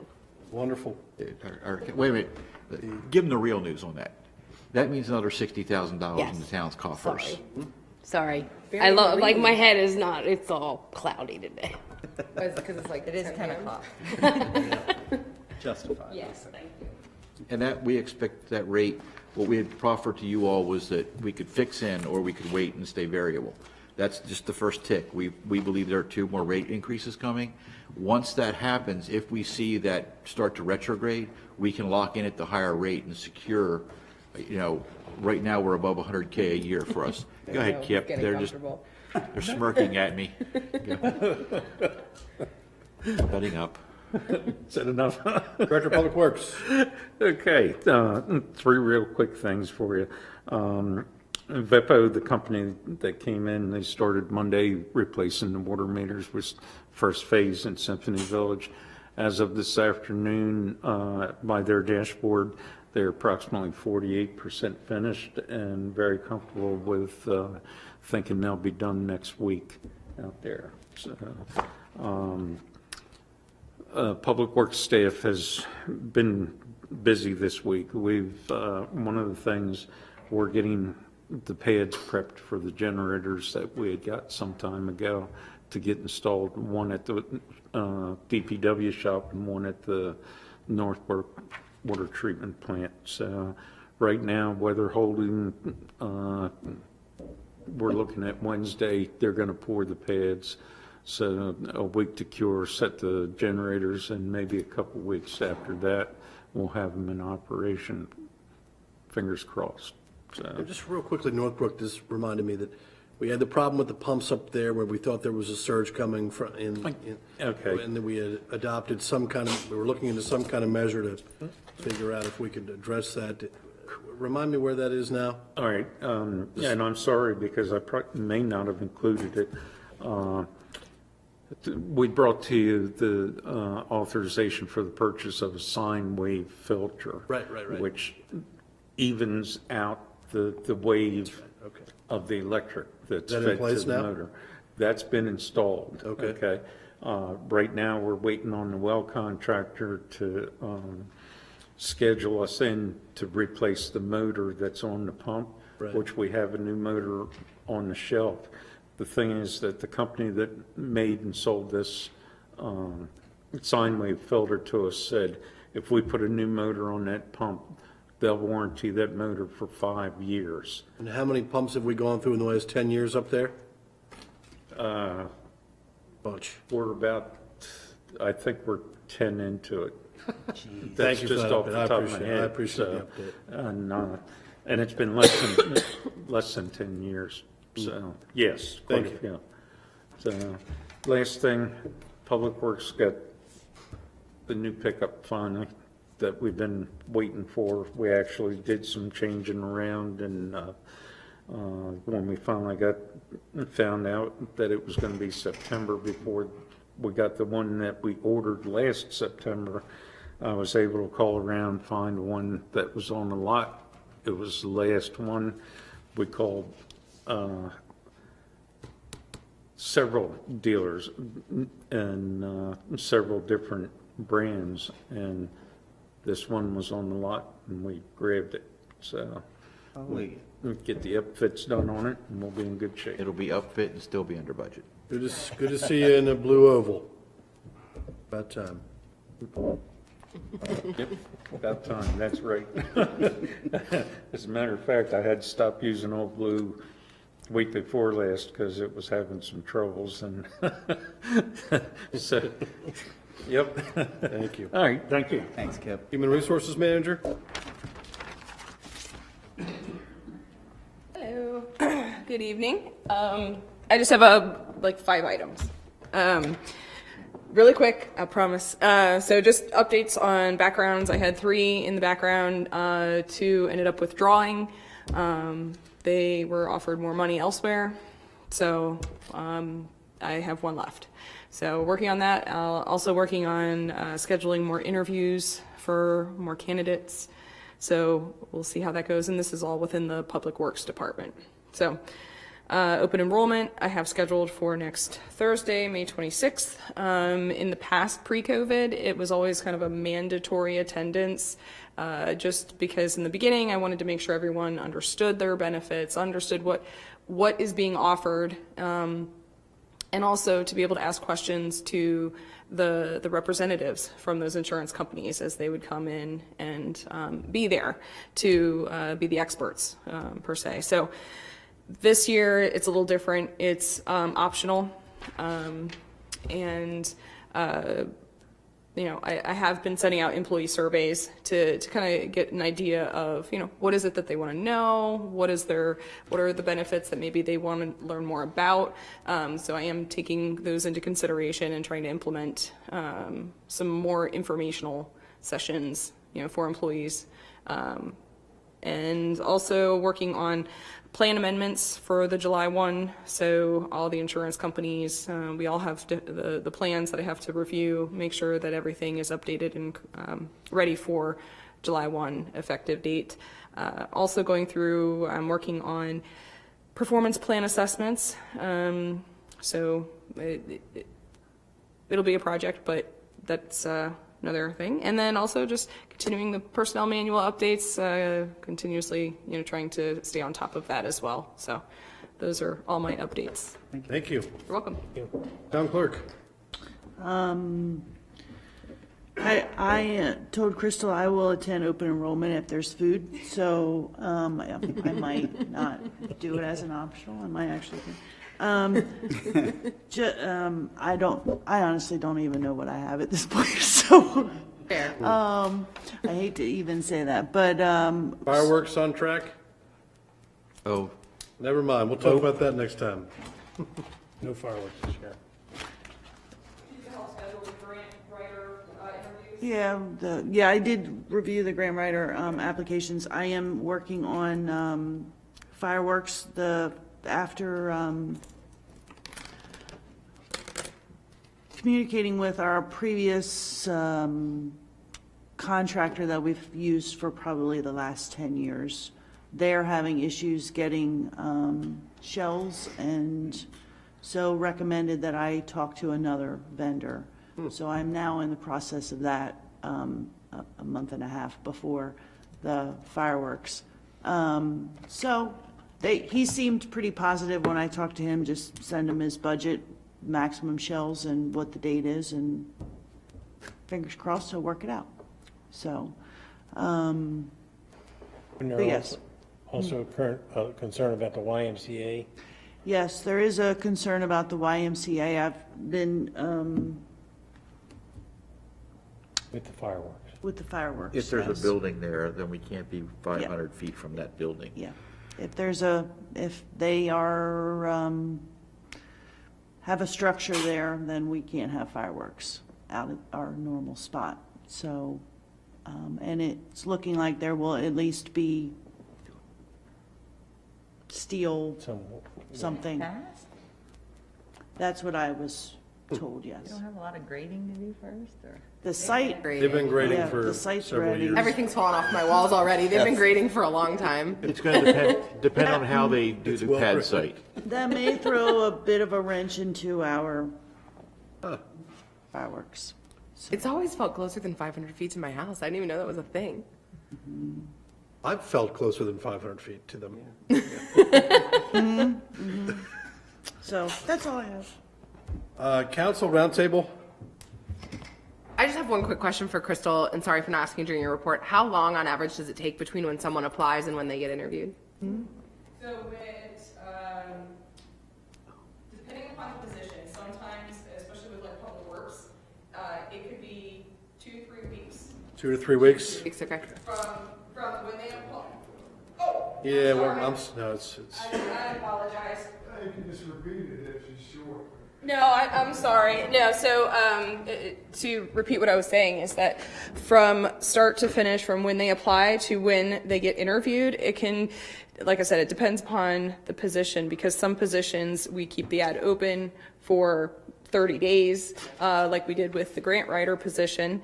In the past, we've tried that with the public works positions, and it was not very successful. So we kind of take them as we get them, review them, and we try to schedule them as quickly as possible. However, it's one of those situations. I have had assistance in getting those interviews scheduled, because unfortunately it's not always the only task that I have that I'm having to totally manage. understand. So I have had assistance with some of KIP's administrative staff, which they've been a huge help. Unfortunately, when we do have a conditional offer made, then I begin the background process.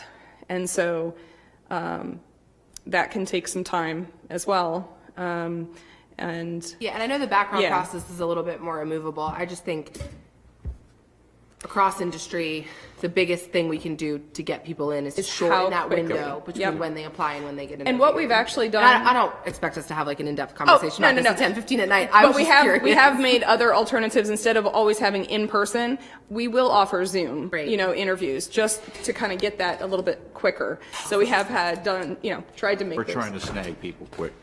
We are. That's all I was curious. Oh no, that's okay. Thanks, Crystal. You're welcome. Councilperson Johnson. I have nothing. Vice President Keel. Nothing. Motion to adjourn. No, I don't do anything as consistently as I ignore second citizens comment. So if there's anybody here that would like to have citizens comment, can we move that microphone again? No, that's all right.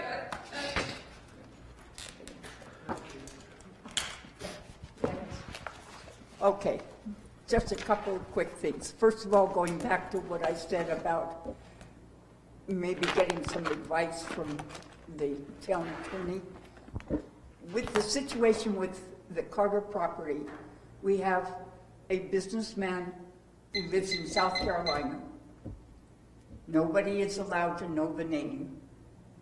I have an address.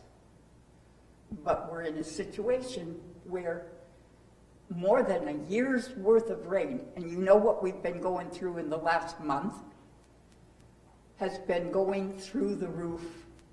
All of the ceilings are falling out. The stairway wood has just got tons of black mold deep into the wood. The cost to fix that now is all going to come back on the homeowners. And it's going to be a much bigger cost because they're now telling me, Ernie and Rebecca, that they cannot do anything more than put a tarp over the roof until they do the shovel in the ground, and they're actually going to get to be owners of the property. So I don't know how to fix this, but the public needs to know. It's unacceptable as far as I'm concerned. I think that probably Judge Carter's looking down from heaven and just crying his eyes out because that place meant so much to him. And the other thing I want you to understand, 2 properties were Centerville in the very, very beginning. Commerce Street was the dividing line. Elizabeth Nicholson had everything from the center of Commerce Street down to the water at the wharf. And Mary Nicholson had everything from Commerce Street all the way out, almost to 301 initially. The gateway to Elizabeth was on Broadway. The gateway to Locust Hill, Mary Nicholson's house, was at Turpin Lane. The other thing is, the oldest house now still standing was Mary Nicholson's house. And why is this the most important property of all, besides the courthouse?